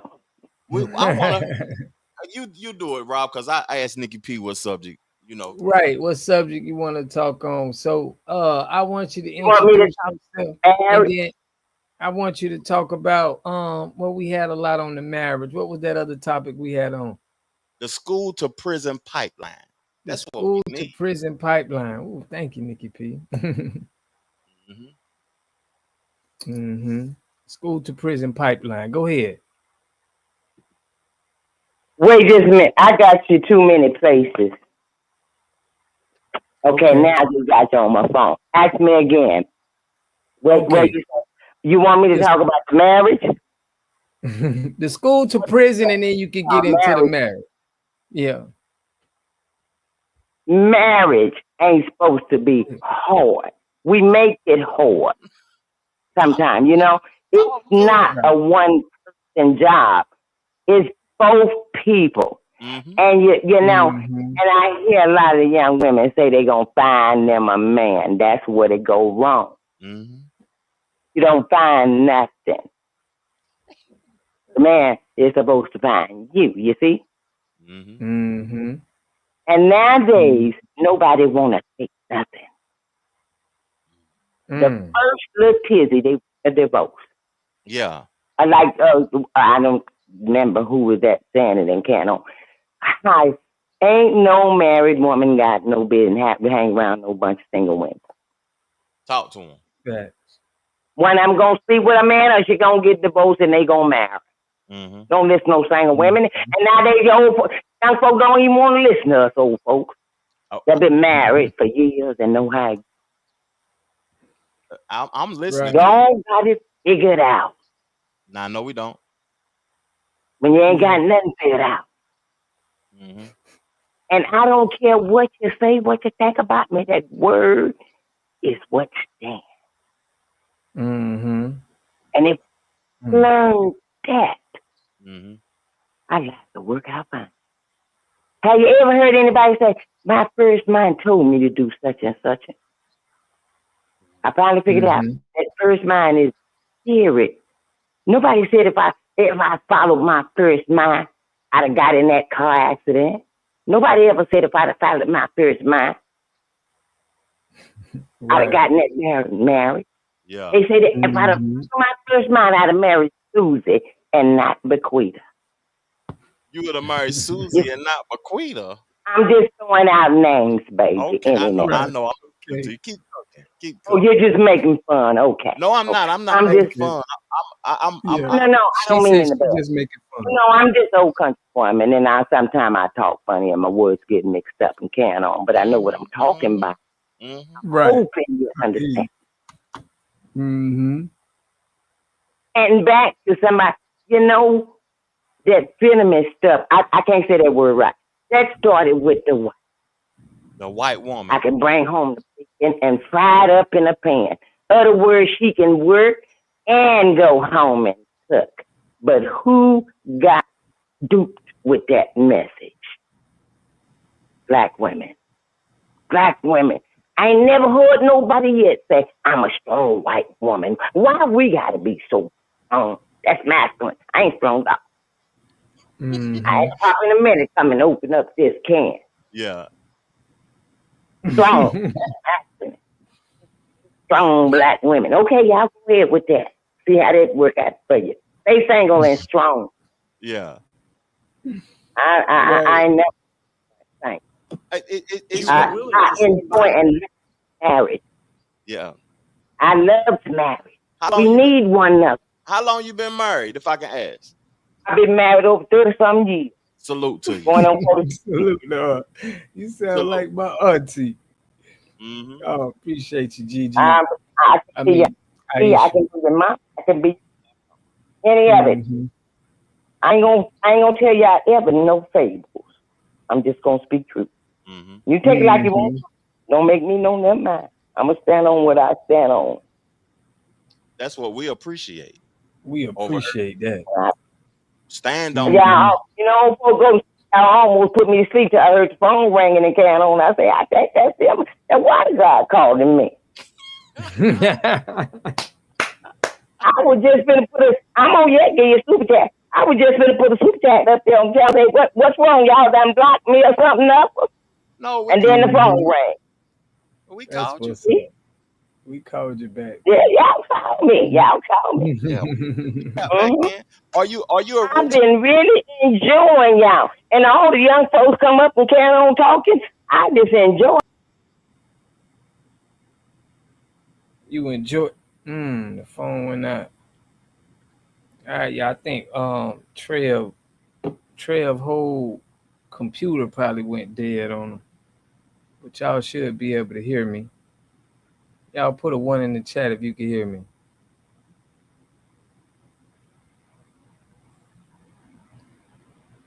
Put a 1 in the chat if y'all can still hear me. If not, I think Trev computer went dead. Okay, you can still hear me. Yeah, I think Trev computer went dead, but I'm still pushing, man. But she out of here with the calls, man. But that was a good call, man. We appreciate this live. I guess Trev may tap back in. I'm gonna give him a little minute, but shout out to Nikki P. Shout out to I don't know what happened, fam. Let me Shout out unplug me Aisha. from the microphone, fam. Yes, congratulations for her on 34 years. She was cooking too, man. I wanted We to gotta hear wrap this show Auntie up, speak. Water.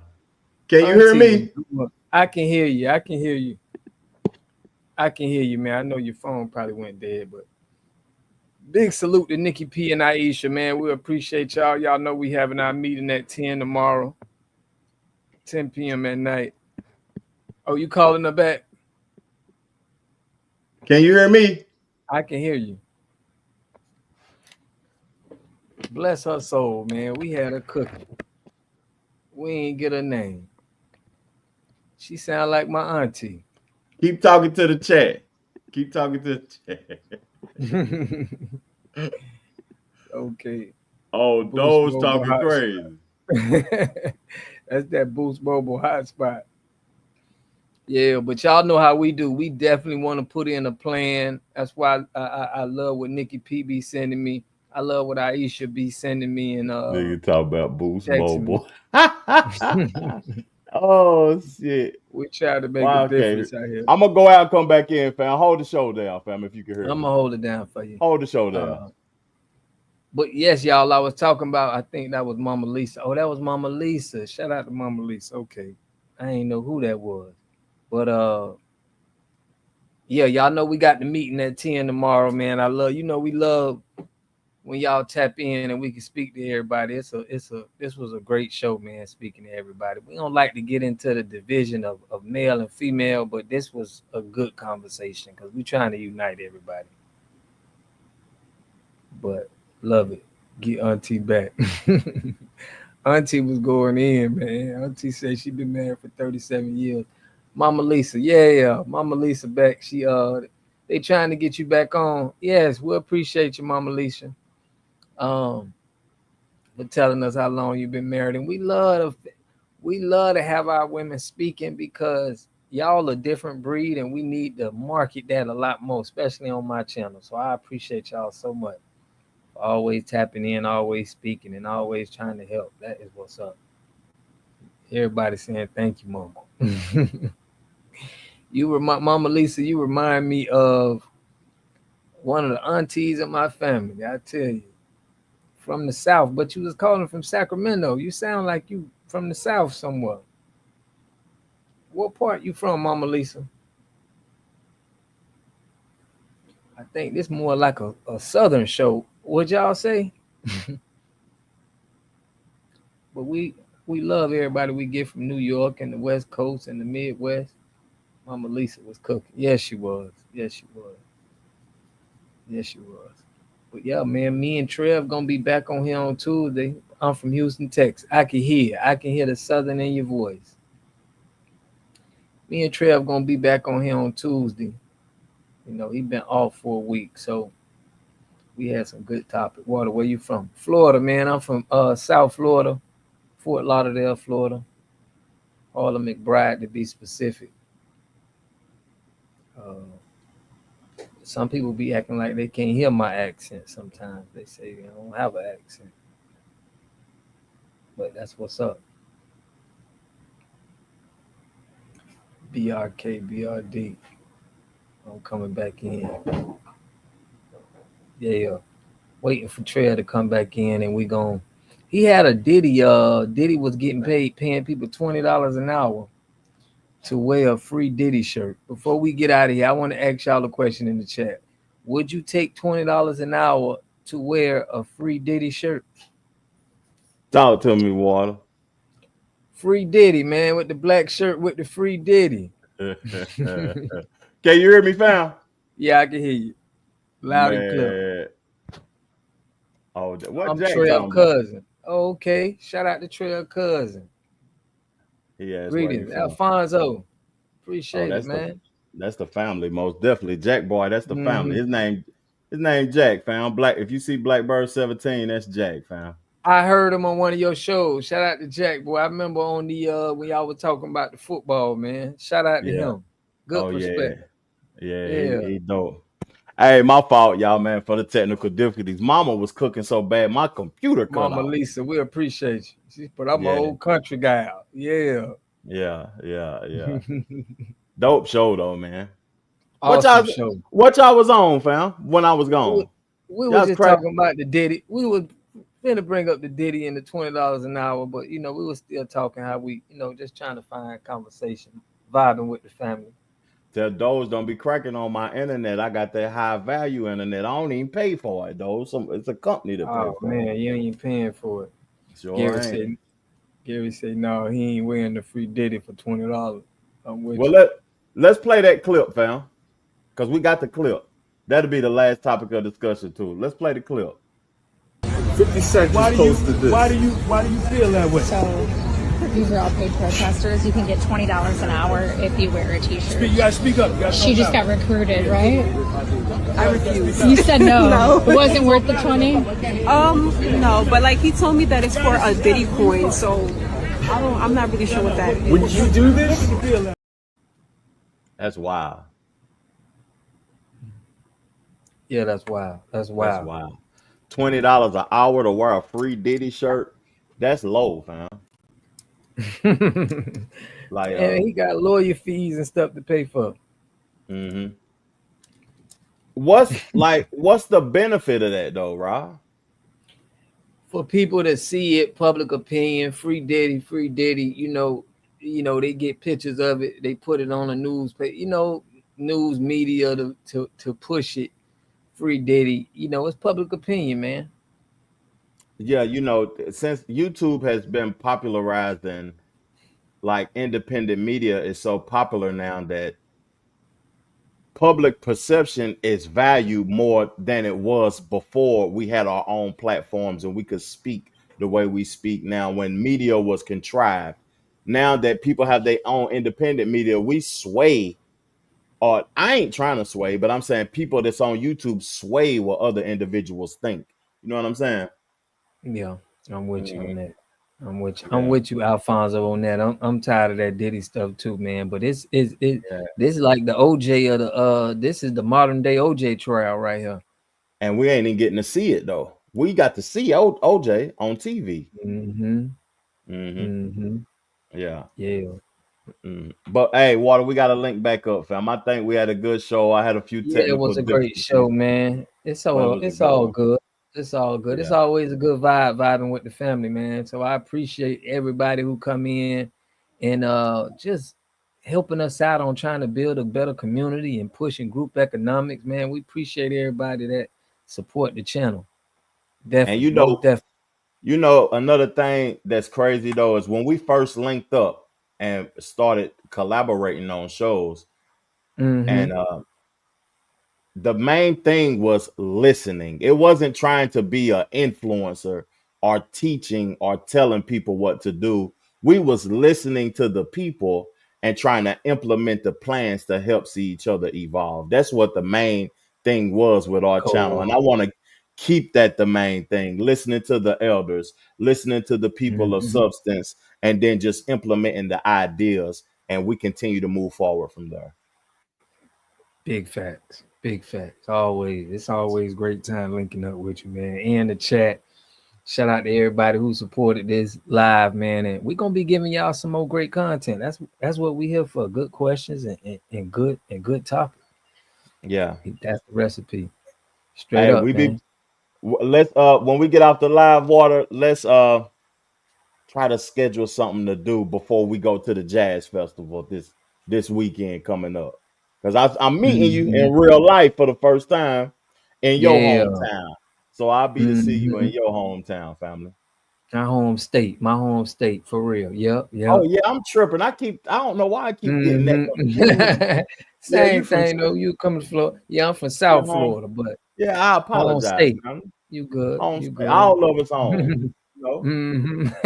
But let's get to it, man. Definitely. Love and appreciate y'all, man. Catch y'all next video, man. Health, wealth, better understanding the self. Y'all know we doing it. Yeah, peace, love, plenty of abundance. Make sure you go get you some money, and we gone. Is the definition of freedom, justice, and equality for the black man, and where and when is it to be attained? Well, take equality first. The Honorable Elijah Muhammad doesn't teach us to associate equality with whites. Equality has nothing to do with whites. We don't want to be equal with the white man. He's not the criteria or yardstick by which equality is measured. He's not in a position to tell us we are equal. It's not his right. It's not his to do. Equality, we want equality. We had equality before the white man was created. We had equality before the white man came into existence. And we want equality whether the white man is on this earth or not. Equality means the opportunity to develop all of our dormant potential, all of our dormant capability. And in developing this dormant capability, the right and the ability to stand on this earth on some land of our own and bring about a civilization and a society in which we will be completely independent, complete freedom, to take care of the needs, to take care of the wants and the likes and the dislikes of our people, to establish our own nation, our own society, our own heaven, our own future. This is what we mean by freedom, by equality, and justice means, as you